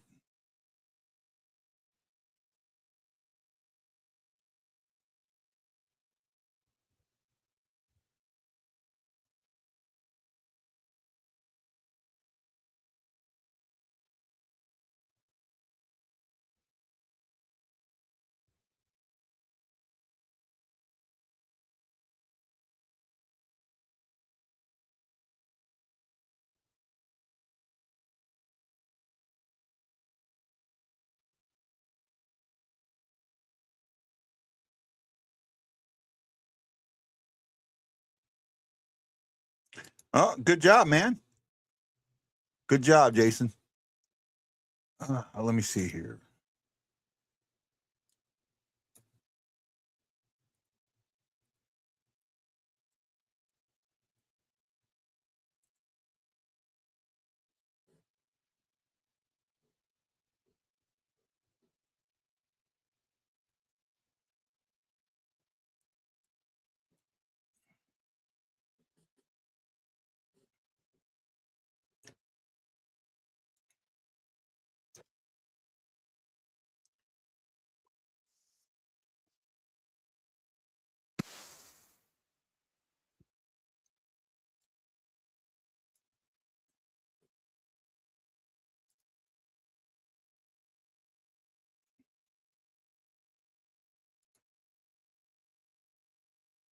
Hold on.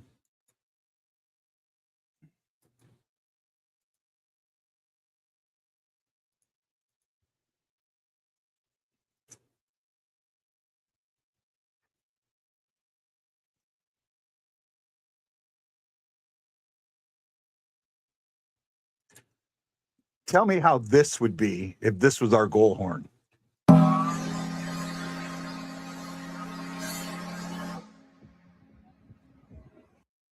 Come on, wouldn't that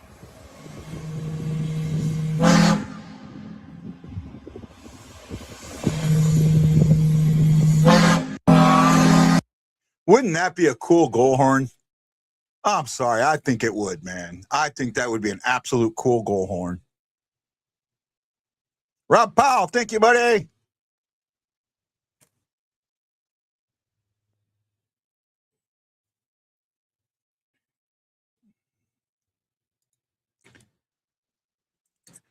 Shots this period are 11-2 in favor of St. Louis. Vancouver has not been in this period at all. They've gone over 12 minutes without a shot.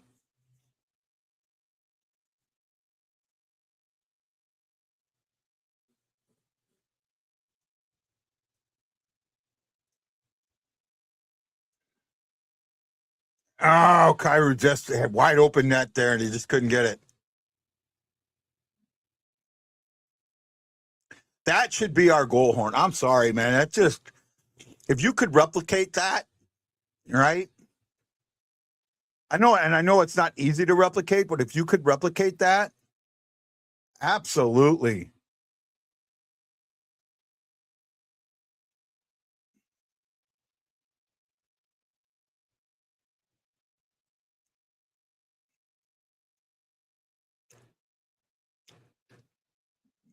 There's an icing call, right? That sound right there is just, I mean, it's unique.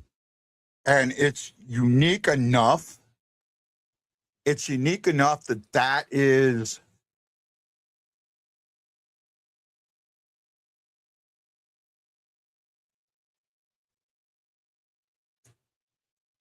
so that to me, that would just be it. That, and like I said, it's unique to us. It's oh no.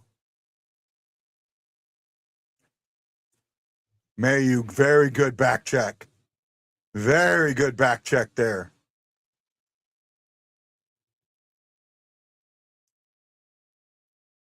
Two big saves there.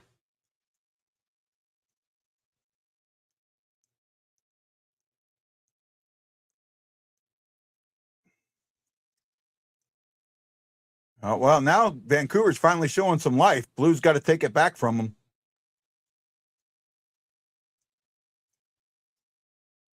Oh, nobody there.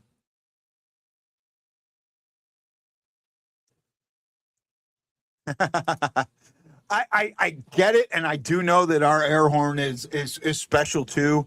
But you know, I think that if you, I mean, you want something that's unique to you, and the name another city where steamboats are synonymous with the city that has an NHL team.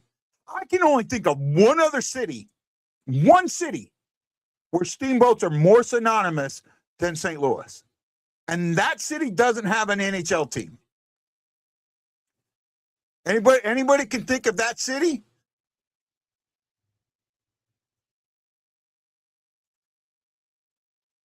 All right. Anybody out there can think of that city?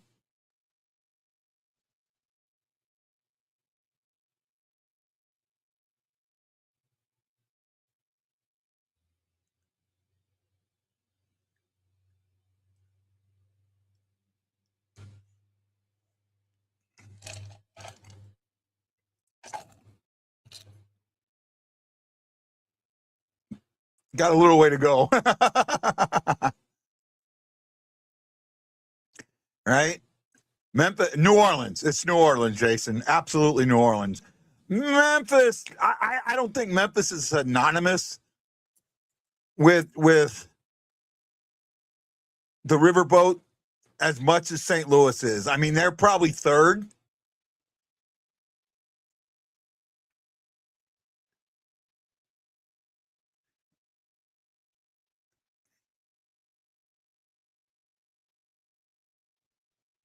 Wow, that hurts. Oh no, Besser goes in. Okay. Oh no, that yeah. I mean, okay, weak call, but I'll take it.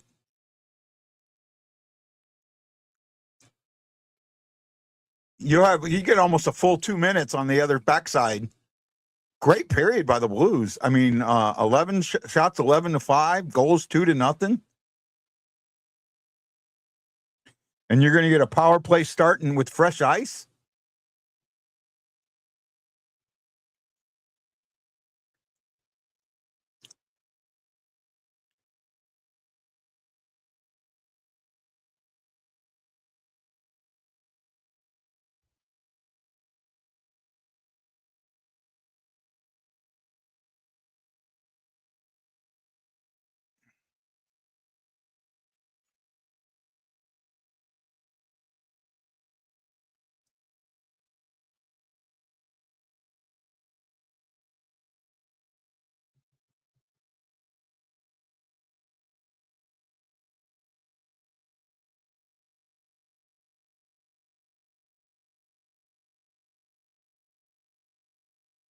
Oh, man, that just went away real quick. I just lost it. Since the smokestacks are part of the red scoreboard, yeah, okay, that's true. But and I get that, but again, would you associate when you think of riverboats? Who do you what city does that associate with? Right? To me, St. Louis, like top of the line. Like if I think riverboat, I think St. Louis.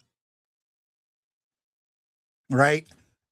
And again, there are some other river cities out there that, riverboats probably played an important role.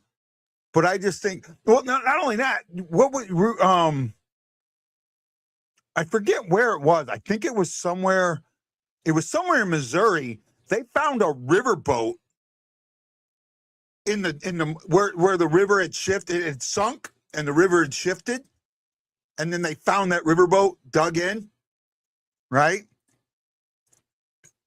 That stuff to me is like super cool, right? And who remembers, this was a few years back. The History Channel had a show on, I think it was called Rivermen or something like that. Now, let me say this. This show was completely dramatization. They said it wasn't, but it was. To me, everything in it was dramatization, right? But one of them was guys that were outside of, and I want to say there was a couple of them that were outside of St. Louis. One of them was like a digger, they would help clean out vents and things like that. Another one, there were two guys that would, like divers that would go in and like looking for the treasure, looking for stuff that was sunk under. That's just stuff that reminds me, to me, St. Louis is just a huge part of that river. And that's just me. Okay, let's go over some of the stats since it's just me right now. Shots are 16-10. That period, they were 11-6, all in favor of the Blues. The Blues got 2 goals. The first one at 10-17 from Pierce Suter. Robert Thomas and Dylan Holloway, they were buzzing the net, and Suter put it in. And then shortly later, at the 11:36 mark, Pavel Buchnevich finds one from Broberg and Mayu, and goes 2-0. It was 3-0, but a goal was called back to a high stick. High stick. And that's where we are. There was one penalty in a second. It came at 19:59. So the Blues will have 1:59 of power play time on the back end to Boser for slashing on Suter. Overall, Blues had 43 shots. I think I got my math right there. 43 attempts, and Vancouver had 20. Vancouver has 18 hits to the Blues 14. Vancouver has 12 giveaways to the Blues 11, so somewhat of a sloppy game. No, the numbers have gone way up. Blues have 2 takeaways. Vancouver's 1. Vancouver's blocked 11 shots. St. Louis has blocked 8. Faceoffs have shifted. They are now 15-9 in favor of Vancouver for 63% to 38%. Faceoffs are one area that the Blues need to get better in by next season.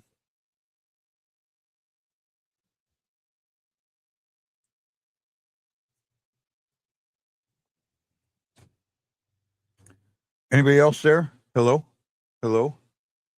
No, they actually added a second on. They made it 1959.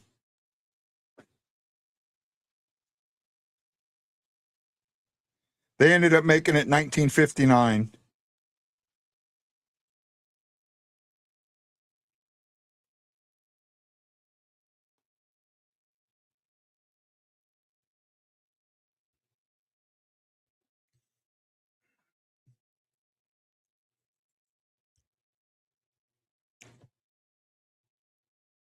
Yeah, they ended up adding a full second on.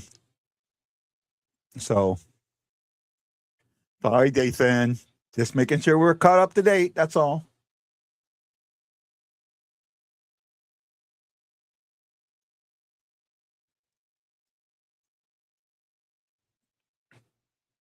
I do not know. He disappeared on me. Justin, where are you? Do what you can do, man. I guess he had something he had to go do real quick. We'll get it.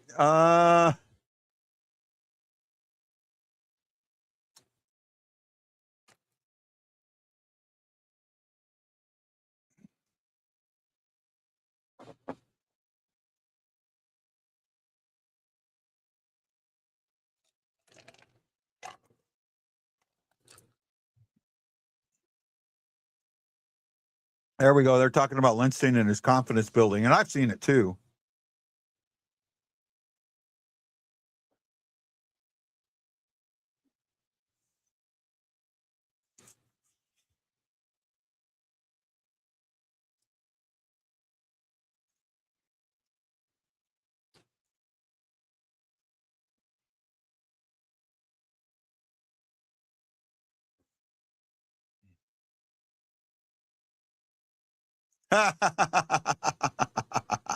Hi, Gina. Oh, my goodness. You guys are so good to me. You guys are good friends, man. I appreciate each and every one of you. And you know that.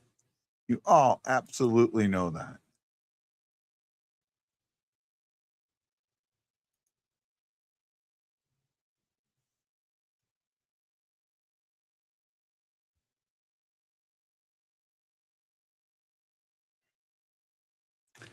Are we having a good time today? Are we? Maybe? Kinda? Hope so.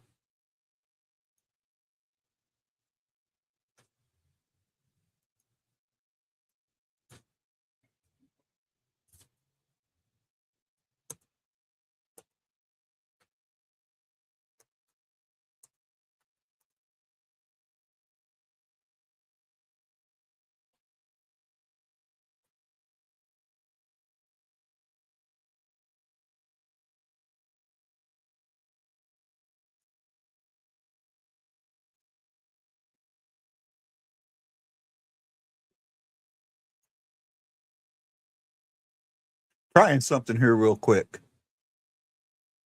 See if it works.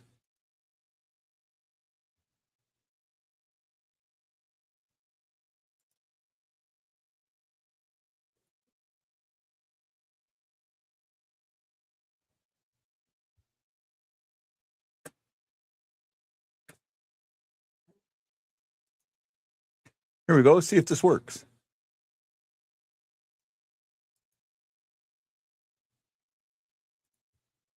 There you go. I put it up for you. Will the Blues get the you know what? She's a bandwagon fan. She watches something else. Do you think the Blue youth movement will continue to carry on through? Oh, absolutely. Absolutely, I do. I 100%. 100% think it will carry on. 100%. 100% think it will carry on. Absolutely do. I cannot see any way that it doesn't. Right? It cannot see any way that it does not carry through. I can't. That it's what they're doing. It's the style that they're playing, and I don't know what else to say, buds. Right? It's smart and it's going. No. Yeah, but the new player, I think CG, they're not. They're the new players that join the team are going to be young guys. They're going to be young guys. The only like veteran that I could see him adding would be he has a good chance, Jason. And the only veteran that I could see would be a goalie if they trade Bennington. Right? I don't see them bringing in a high-end free agent. I just don't. Right? Unless they get somebody, in their mid-20s, 25, 26, 27, maybe. But they're not bringing in a 30-year-old. I do not see it. Right? Your check is he's close. They've got the movement. You got Carbonneau, Jerko, your check, and a couple others that are just right there on the cusp. Right? They've got a chance at coming up. Right? And I hope they do. I hope they show up.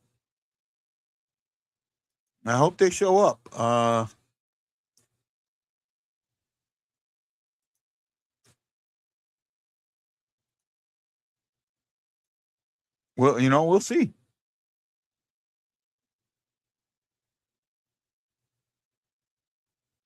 Nah, I don't.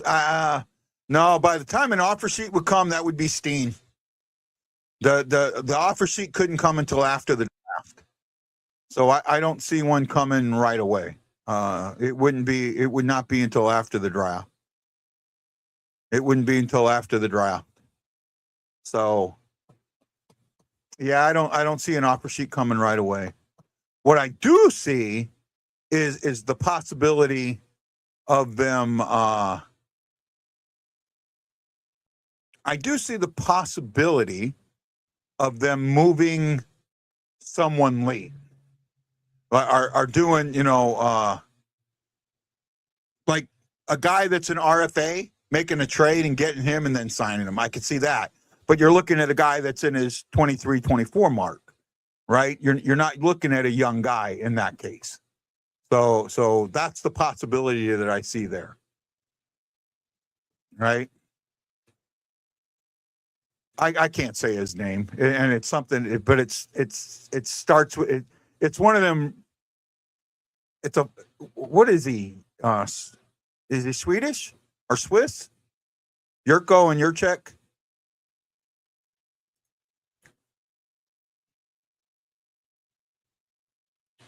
So it's spelled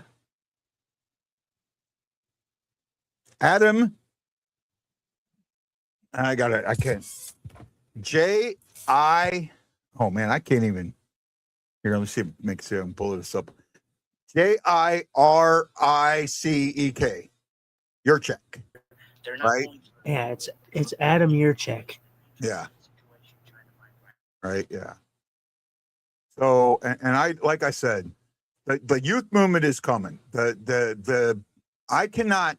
There isn't a free agent out there that I think the Blues would take right now and give that big money to. I just don't see it. Finish, he might be. He might be.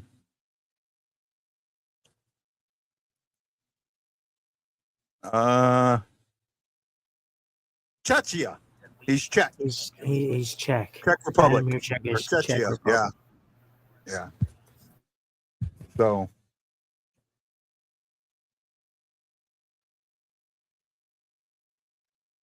Looked it up for you guys. If a quick look at the out-of-town scoreboard, few games that are on affect us. Penguins get a shootout win, 5-4 over the Jets. Predators now move into a playoff spot, 4-1 over the Knights. Wild get a overtime win, 2-1 over the Stars. And then the Sabres get a 4-1 win over the Kings. The other game that is in process right now, there's a couple games in progress. Oh, wait a minute. Did I read the wrong scores? No, I didn't. Okay. Oh, man. I just lost everything. Sabres 4-1 over the Kings. Flyers 4-1 over the Sharks. Blue Jackets 5-2 over the Kraken. Canadians are up 3-2 at the end of 2. And the Senators are up on the Maple Leafs 3-1 at the end of 2. Jets get at the end of 1. The Red Wings and the Bruins are tied at 0. Hey, Show Me State Fishing. How you doing? Kelsey, how you doing? It is 2-0 Blues. We get ready to start the third period with the Blues on a power play. 2-0 Blues at the start of the third period. I don't understand how that's not goal interference. Say again, Justin?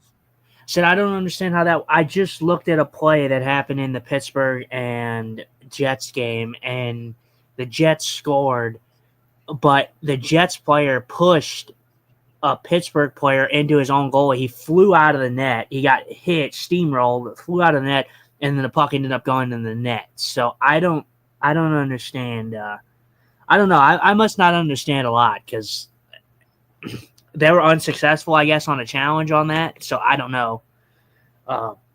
It's interesting. Hey, Show Me Fishing. It is. I think you're watching it. You should be watching it right now. It's a BlueNote fan report.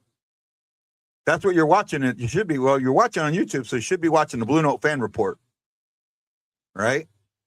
I did check your channel out, and I subscribed to it. I did.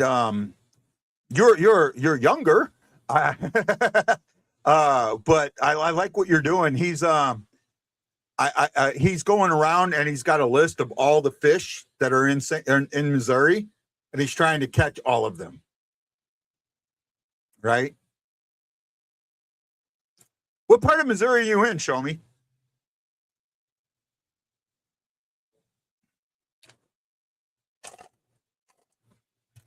I think you told me before, but I don't remember. What poll do we got going on here? What is this? Will the Blues get the? And I'm not going to say the word. Yes or no. I was just going through the little side boxes there and saw it and said, "Hey, maybe I'll do this." Oh. There you go. All right. See. I don't think people can vote in it. Yeah, it says type 1 or 2 in the chat. So, just it's something we can start doing in the O'Fallon. Okay, I know where O'Fallon is. Yeah, I know where O'Fallon is. I'm from Maryland Heights, so he thinks we're gonna get it. Show me thinks we're gonna get it.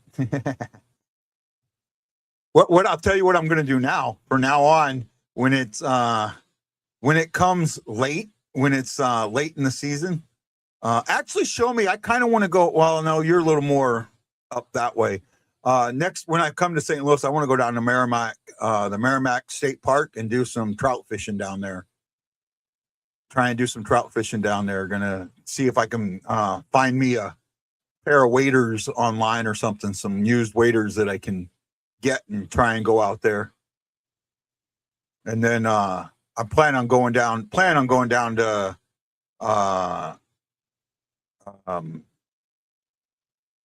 going to either Stockton. I want to hit Stockton and I want to hit Pomme de Terre again.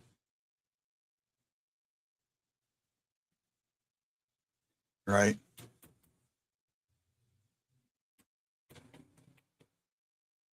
So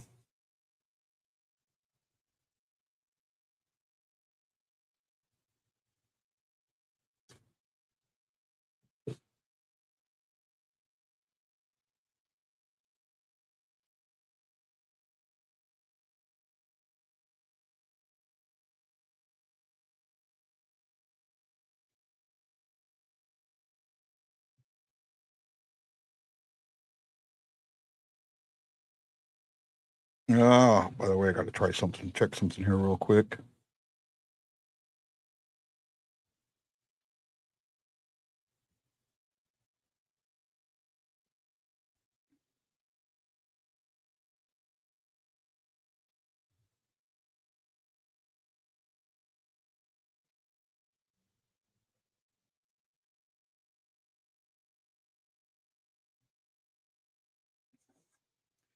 I got to take a break for a second. I'll be back.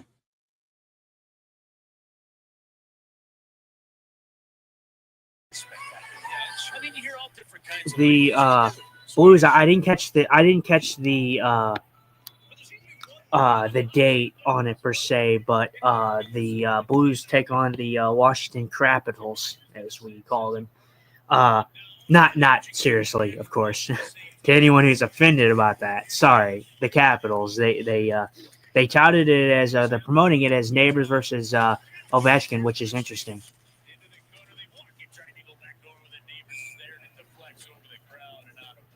So Blues are on the power play here to start this period. Obviously, Suter got it at the end of the period, or drew one at the end of the period from Brock.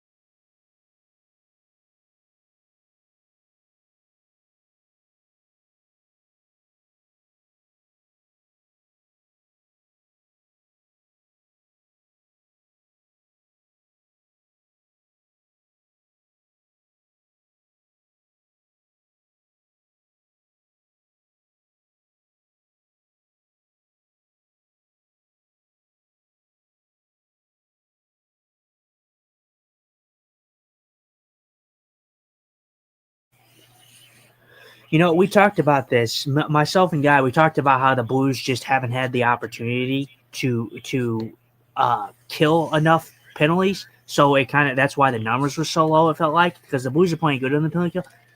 Does it feel like that for anybody else? I know the Blues power play has struggled, but it's almost like I want to say like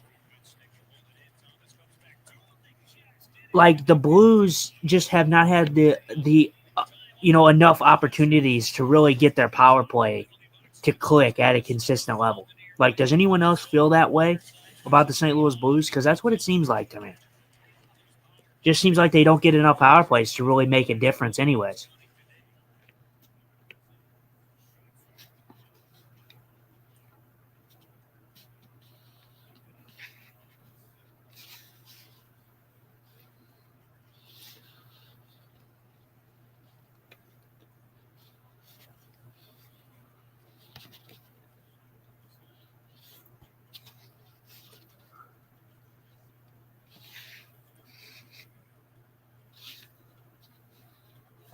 You won't answer the poll? Yeah, I got you.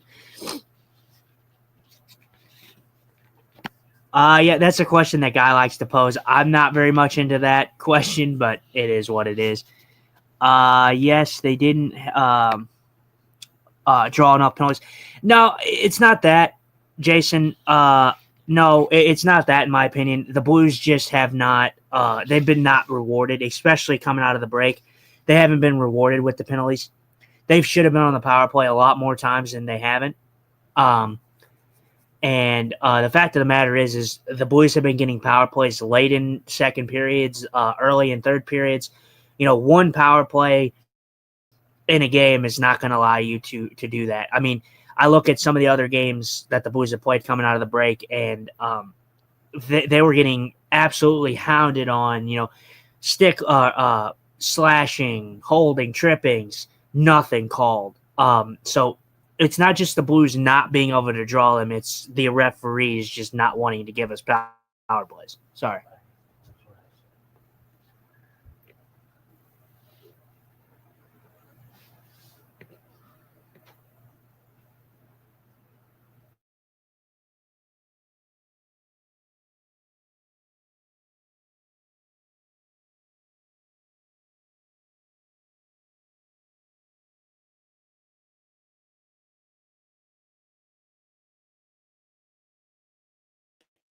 Okay, I'm back. Sorry about that. What do we got here? I guess they didn't do well on the power play.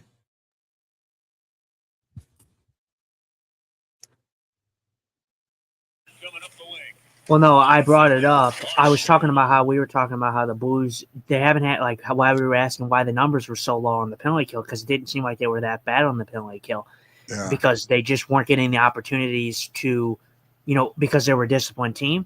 Now we're seeing that kind of raised a bit because we've been getting a lot more penalties. And then I said, I kind of feel like that's the same reverse for the power plays. I feel like the Blues they struggle on the power play, but I feel like they haven't had enough opportunities to really establish anything on the power plays. And then Jason said, well, they haven't drawn enough penalties. And I said, I don't necessarily agree with that. The Blues have not got the benefit of the calls, especially since the break. Yeah, I will agree with that. Though we did get the benefit of the call with that hook. I mean, it was a hook, but it was a weak hook. I mean.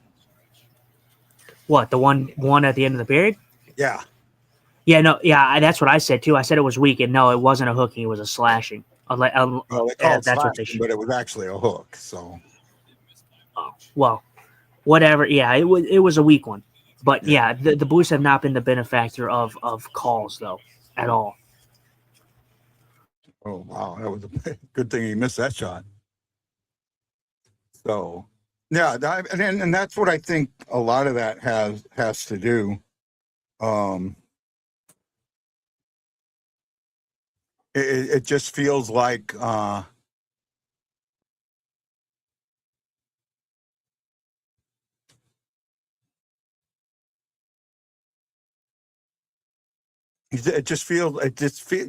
look at him and you go, man, it doesn't seem this bad, and like you said, that they don't getting off of them that when you only get one or two, and you look really good at it, or you don't give up a goal, but you give up that one goal in 5, and it knocks the numbers down. Yeah, I mean, like I said, the Blues power play is something that they got to work on for sure. And I'm not saying that it's an excellent power play, but the fact of the matter is when the Blues are getting power plays late in the second period, in the third period, and it's their first power play of the game, they're not going to establish any type of momentum. They're not going to establish any type of stability on the power play when you get one power play in a full 60-minute game. Yeah. Well, they've had 2 this one, and they've only given up 1. So, it's been better this game. But that's been the case though, because the Blues have never been a very undisciplined team. They've always seemed to be pretty disciplined for the most part. So, at least in recent stretches, I mean, they're definitely touted as one of the more disciplined teams. They're always up there with one of the most disciplined. But it's just weird how that works out, where this team that is so undisciplined is taking so many penalties when that's literally not their MO. You literally don't. It's just about who and what they're going to call. Yeah. No, I get it. I get it.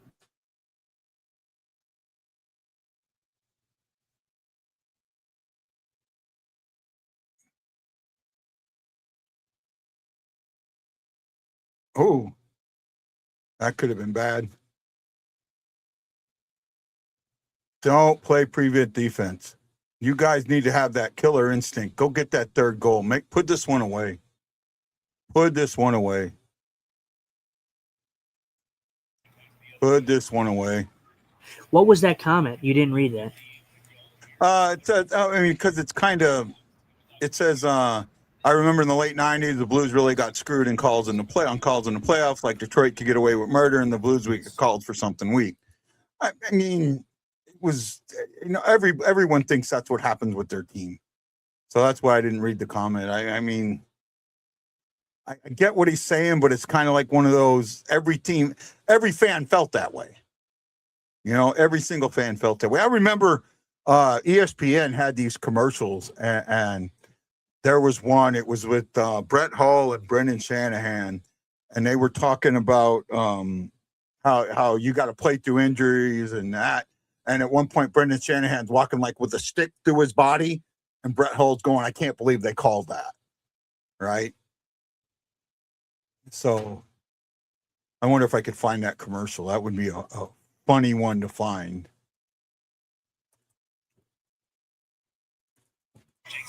Blues are heading to the penalty kill. Yep. So, yeah, no, I mean it happens. There's times where you feel like your team's getting slide, but I will say that when I say that. But if that's not the case, like I even said that the call that the Blues got at the end of the second was a weak call. Like I would have let that go. Like I don't really care. I think that could have just easily been let go. It's just about the consistency and it's you just look at the numbers. I'm telling you this, but just go back and rewatch the games. Go back and rewatch or go look at the stats for these games. The Blues had one power play in mostly all these games that I'm talking about, and it was late into the game. And then the other team had multiple power plays, were able to establish something. The Blues did a very good job on the penalty kill. But again, there was numerous times where the Blues should have been on the power play and weren't. Here we go. I found that commercial. Here it is. Playoffs are tougher. It's more intense. You got to play through pain. There's no such thing as an injury. You gonna be all right tomorrow, Shanny? Oh yeah. I can't believe they didn't call that. Oh my goodness, that was a classic one. That was a classic one. Appreciate that, Jason. Yeah, I mean, like I said, it's not so much. We talk about it a lot. We've talked about myself and Guy have talked about this so much on this show. the human element is there. It's not so much the calls themselves, although they do get some bad calls and missed calls. It is the consistency of which they call what they call. It's not so much the calls itself; it's the consistency. It's one game you won't call shit, and you'll call no penalties for the most egregious stuff, and then the next game you'll call a love tap. There's just no consistency. Yeah. So that's what I mean. I think you had another comment. Too. I know. I'll handle the comments. Well, damn, dude, chill out. He said, "Yeah, it was. I remember that." I was talking about the commercial, and Kelsey said, "Gosh, I love those commercials."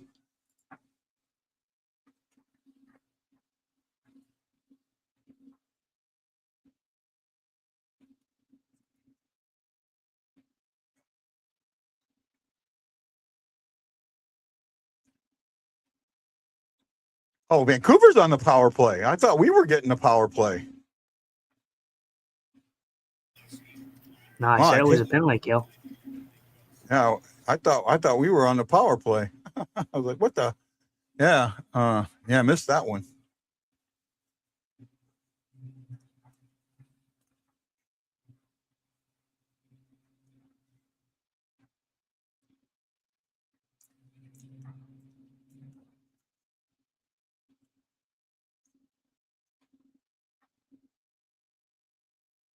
Damn it! There it went. Oh well. Yeah, there you go. 2-1 for the Blues, but Vancouver capitalizes on the power play. Wow. I don't think this is tipped. I would assume that this is tipped. I could be wrong. At least I would hope it would have been tipped, because if it's not tipped, I would. Yeah, I think this was tipped. I would be shocked if this just went in clean, because if that went in clean, that would be a bad goal for Bennett. Yeah, But I think it was tipped or not.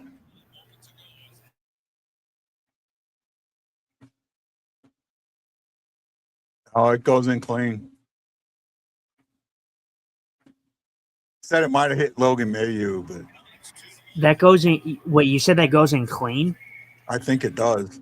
Joey said he thinks it hit Logan Mayu, but if it hit, I can understand if it redirects, but if that goes in clean, that's probably a goal he should have.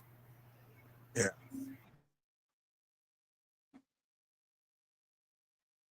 We were way ahead of you. Kelsey says first angle it looked like a tip, second angle it didn't. Yeah, it's hard to see. Right now they're giving it to Hornick from Pedersen and Rossi.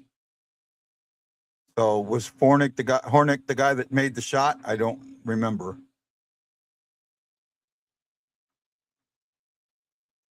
I think he was, so.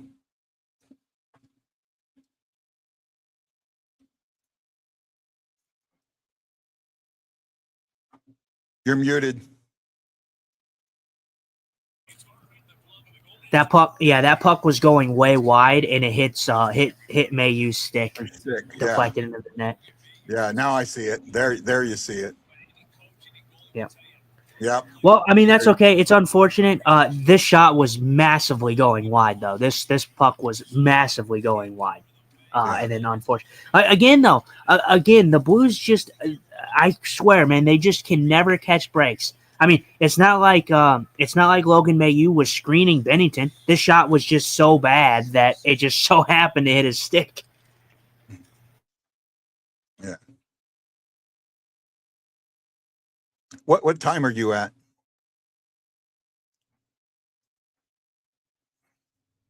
8:40 or 9:45. Okay.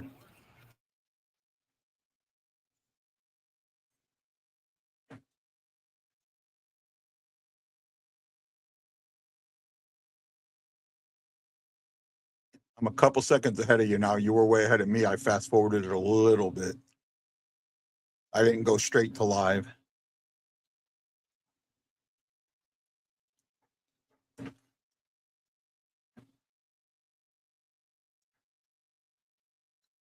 This is where the killer instinct's got to come in.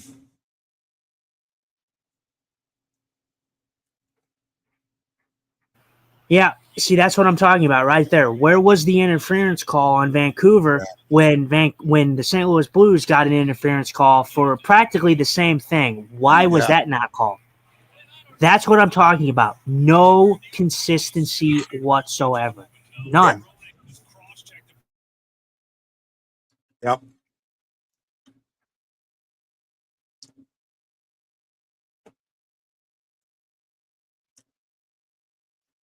Don't know yet, Jason. I mean, it's possible they have, but they got a decent team, so you never know. I mean, they've already clinched a playoff spot, so for them, now just rest guys. Don't rest them too much, but get them healthy. I think that's what you need to do now. Make sure your guys are healthy.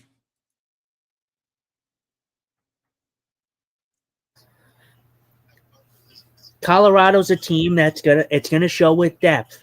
Yeah, they got Nicholas Waugh, they got Kadri at the deadline. They got more depth there, but it's gonna come down to it. It's simple as this. It's gonna come down to Nathan McKinnon and Cale Makar, like it usually has. It's gonna come down to those guys. If those guys are shut down, how is Colorado going to fare against a team like Dallas? How are they going to fare against a team like that who has the capability of shutting top players down and winning close games with a great goalie in net and Ottinger? So it's going to come down to goaltending and whether or not Nathan McKinnon and Cale Makar can get the production that they have. Yeah. That's what it's going to come down to. Yeah, I agree. Absolutely agree there.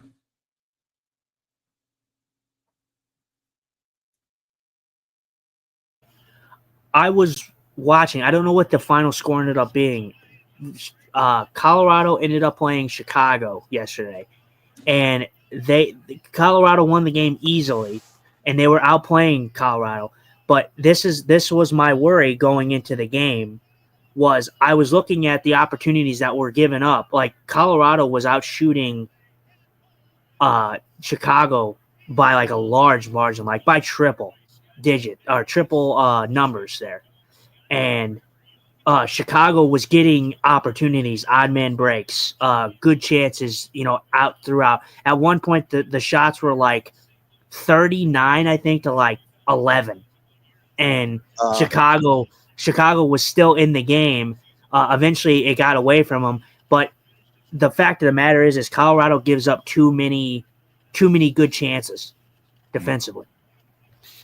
It ended up at one point it was 35-11. I don't know if it got to 39. It ended up being 49-20. It was 2-1 at the end of two. Very early in the third period, Colorado got a power play goal from Kadri that made it 3-1, and then they got a late goal, or they got a goal at the 8:34 mark. So yeah, that covers that.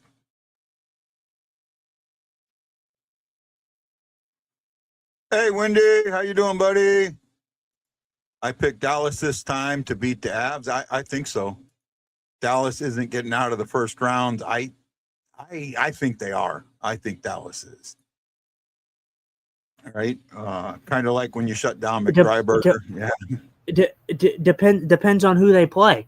Depends on who they play. I personally, technically, I really don't think it depends because I think Dallas gets out of the first round. Whether they play Minnesota, they stick number 2 and they play Minnesota, or Dallas somehow takes the division from Colorado. And I certainly think Dallas is beating any of the teams that get into the second wild card. I don't see any of the teams getting into the second wild card. I'm sorry, I'm going to sound like a homer here, but every team that's fighting for the second wild card, the only team that would give either one of those teams the closest lick of a chance is St. Louis. None of those other teams stand no chance of beating Colorado or Dallas. I don't think St. Louis stands a chance of beating Colorado. Maybe Dallas, but not Colorado. I didn't say beat. I said compete. Okay. I can see that. the the St. Louis Blues would be the most competitive team for Dallas or Colorado in the first round of the teams fighting for the second wild card spot. San Jose, I like San Jose. They're exciting. San Jose's not winning. LA's pretenders. They're not beating Dallas or Colorado. Seattle's not beating them. Yeah, I mean, Winnipeg's not beating them. Nashville's LA, not I beating them. think would be competitive. LA, I think would be competitive. I don't think so. Look at their history. If they can't beat a bad defensively Edmonton Oilers team, how do you think they're going to beat Dallas or Colorado? Not a chance. Not a chance. A bad Edmonton Oilers team? A bad defensive Edmonton Oilers team. Okay. I didn't hear. I mean, let's be honest. What does Edmonton have besides Leon Draisaitl and McDavid? What do they have? They have nothing. Yeah, I mean, their goaltending is an issue, and it's been an issue for a while. Well, it's like what we talked about when we talked about, hey, is Jordan Binnington a good fit for Edmonton? I think even if they got Jordan Binnington, their defense is still not good. Yeah, it's still very bad. So I don't think Jordan Binnington could have saved the Edmonton Oilers defensively. With how bad their back end is. AC says St. Louis has zero chance of competing with Dallas or Colorado in round one of the playoffs. We've played Dallas hard. So I think that every Dallas game, every single Dallas game this year has been a 1-goal difference. Absolutely not the truth whatsoever. The reason the St. Louis Blues would shut them out compete against. Well, the reason the St. Louis Blues would compete with the Dallas Stars is because of how they play. Both teams play very tight defensively, and obviously they're younger. The experience is not there for the Blues blue line at least. So I'm not saying that they would beat either Dallas or Colorado, but the Blues would give them a run for their money just because of goaltending alone. I like the Blues goaltending than every other team that we talked about. I like them better than San Jose's. I like them better than Nashville's, Winnipeg's, LA's. Every one of those teams I just listed, the Blues have a better goaltending tandem than all those teams. Every one of them.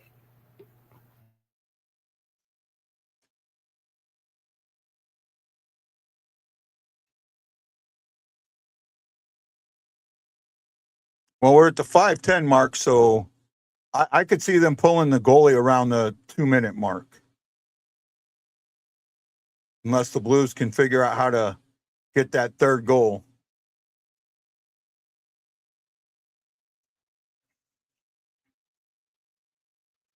But it feels like they're chasing the puck right now. They're into this damn prevent defense.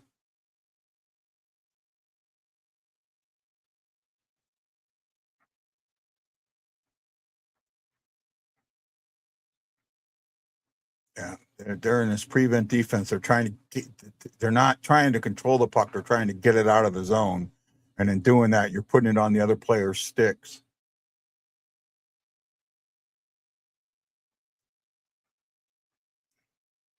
Got a little bit going on. The Blues have never beat the Avs in a series. I don't know if that's true. I honestly don't know if that's true. It might be true. Again, that's fine. I never, you see, that's what, I'm sorry, I'm not being disrespectful, but you guys got to get your listening ears on. I didn't say that they would beat them. I said that they would compete against them. They would compete against either one of those teams better than any of the teams that I have listed that are in the wild card race. Any of those teams. I'm sorry. Do you really think that the Nashville Predators are going to beat the Colorado Avalanche?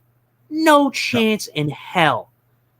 Do you think Seattle's going to beat Colorado? They did it the one year. They're not going to do it again. It's not going to happen. LA are pretenders. They fold. They fold in the playoffs. Who knows? It may be better because they don't play Edmonton Oilers for the 7th year in a row. But still, am I going to say that Colorado's a better team than Edmonton? Yeah, absolutely. Because, I mean, At least Colorado has a little bit of depth. Who else am I missing? Winnipeg. Do I think Winnipeg can beat the Colorado Avalanche? No. And then is there somebody else I'm missing? I don't think so. San Jose. Although I love Celebrini and I think he's a fantastic player. I think he's one of the tops in the league right now.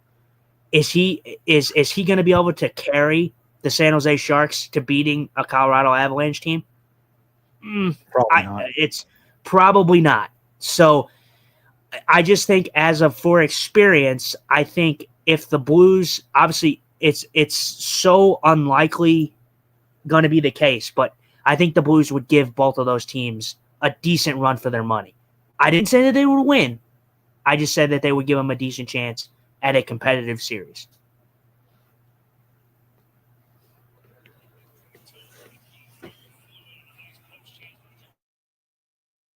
We've only faced the Avs 3 times in the playoffs. I thought it was more than that. Maybe I was wrong. Yeah, our history with the Avs. I know we faced them in not a Western. It was a Western Conference final once, and lost in 6. That was in 1999, I think, or 2001. 2001. I think that was 2001. Yeah. The Avs and the Avs and the Blues, their playoff history isn't very lengthy. That's for sure. But you're right. And like I said, I'm not saying that the Blues would beat the Avalanche. The Avalanche are a fantastic team. It's so hard to even make that prediction. I'm just saying, as for competitiveness, look at last year when the Blues played Winnipeg. It was the first round of the playoffs, and it was arguably the best series in the whole playoffs last year. The whole playoffs. I'll agree with that. Yeah, 0-1 was the Ray Bourque year. Yeah, I remember that. That's where 16W come from. Yeah. Well, and the Avalanche won the cup. Yeah. That was the last time they won it until 2022 when they played us, and that was the year that the Avalanche may have beaten us every time, but the Avalanche should have lost the 2022 series and probably would have if Bennington was not ran. Yeah. I agree.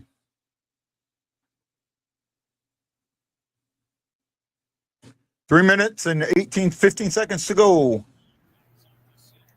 That was a very weird number that you just said. You said 3 minutes and 15 seconds to go. Yeah, well, I looked at it, and then when I looked again, when I caught it again, it had dropped a couple of seconds. So started saying 15 one seconds. and then another. So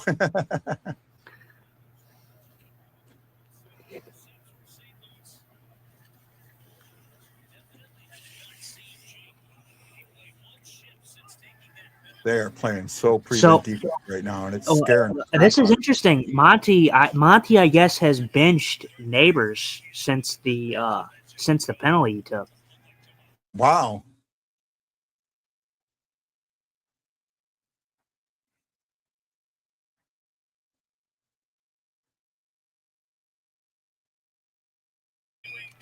There you go. There's your there's your power play, and that was definitely a power play or a penalty. Yeah. Well, let's see. The Blues pretty much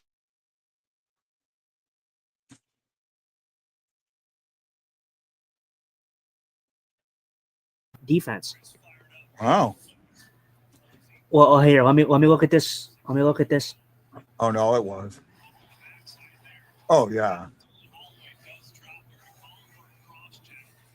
They didn't call a trip, they called a cross check. Yeah. So yeah, it was again, I'm gonna say this. Holloway is coming in with speed. He does get him, but is it the most egregious thing that I saw? No, probably not. So like I said, I have to call a spade a spade. I'm not gonna play favoritism or anything like that. So yeah. No, it wasn't the worst thing. No, it was. I think it was kind of a make-up call from that interference that got missed in front of the bench. Probably. You're probably exactly right too. Probably. Right. Jason says, "Oh, I agree. Was not disagreeing with Justin. Was just stating they had never beat the Avs in a series. I actually didn't know that. I thought we had beat the Avs in a series. No, that I did know just because I knew that the Blues and Avalanche, you would think that we would see them more, but More, yeah. shockingly we haven't, because the Avalanche were so bad for so many years, especially in the 2000s. You know, after they won the Cup, after that they were kind of just swimming in a sea of mediocrity until they got McKinnon and everything. So. Yeah.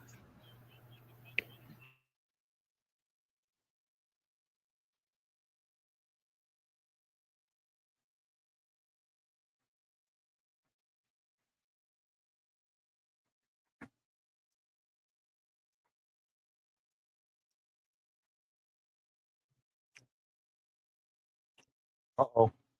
No. Good move, Broberg.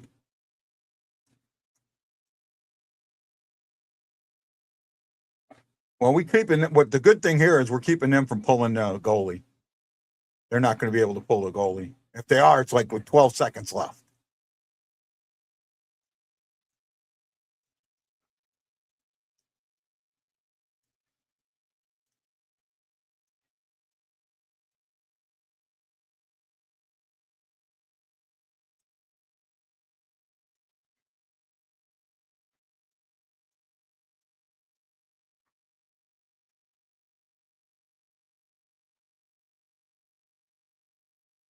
Oh. Yeah. Oh, they're pulling him.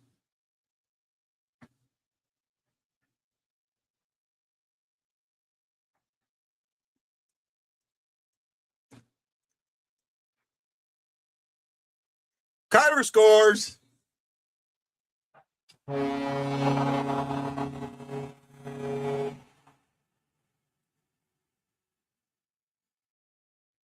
There we go. Bush Navy gets it to Kyrou. Kyrou puts it, and he's not smiling. He's not making a big deal out of scoring an empty net goal.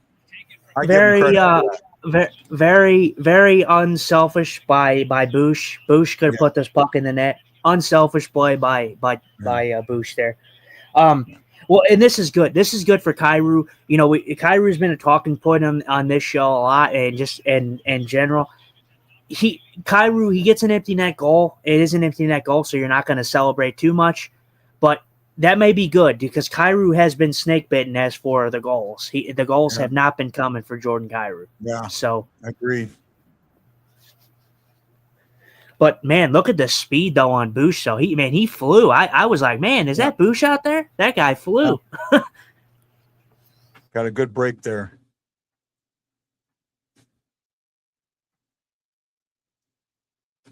Good passing. There we go. There your stat. That's what you need to do. That's killer instinct. Shooting with 14 seconds to go, up 3-1. All right, I give Torpachico credit there. That was a good shot. That was a good way to go.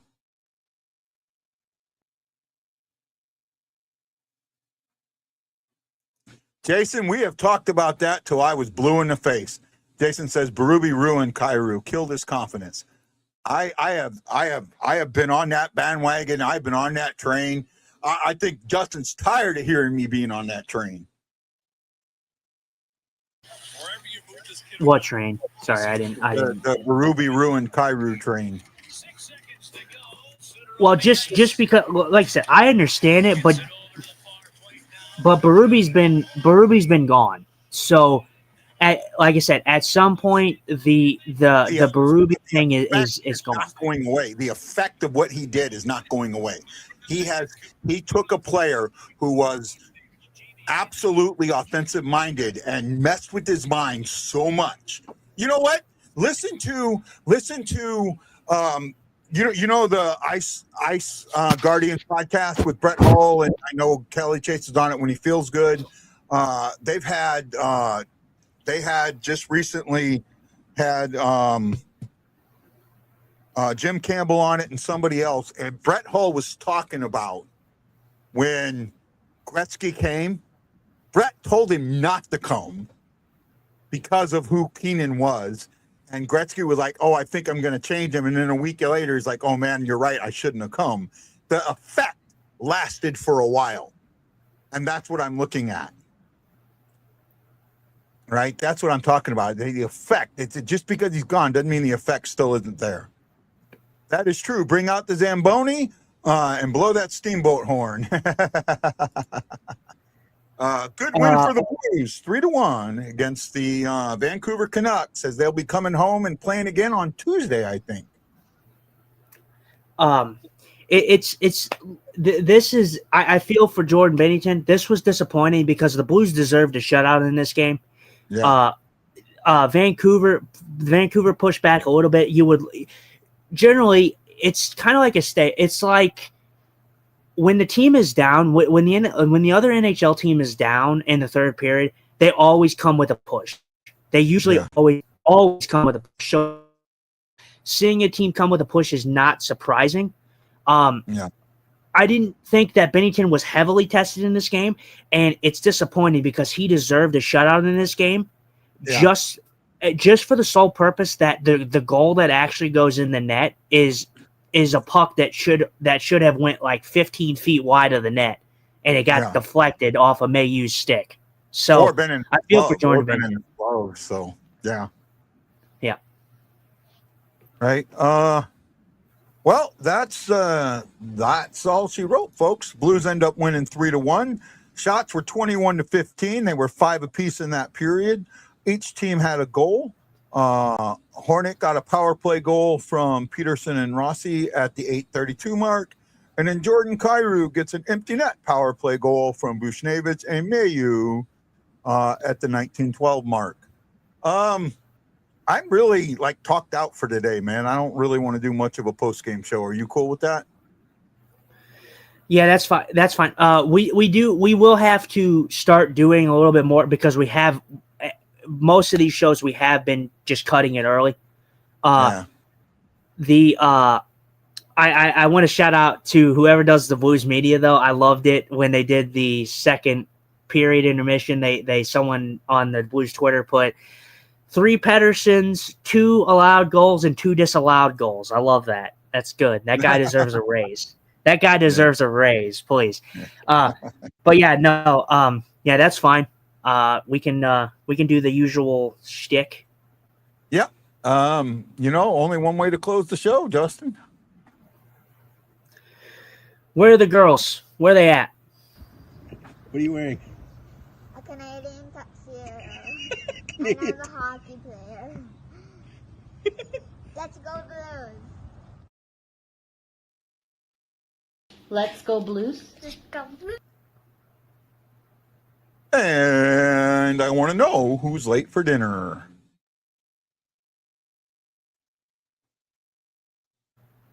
Oh, okay. Where are the boys? Where are the boys?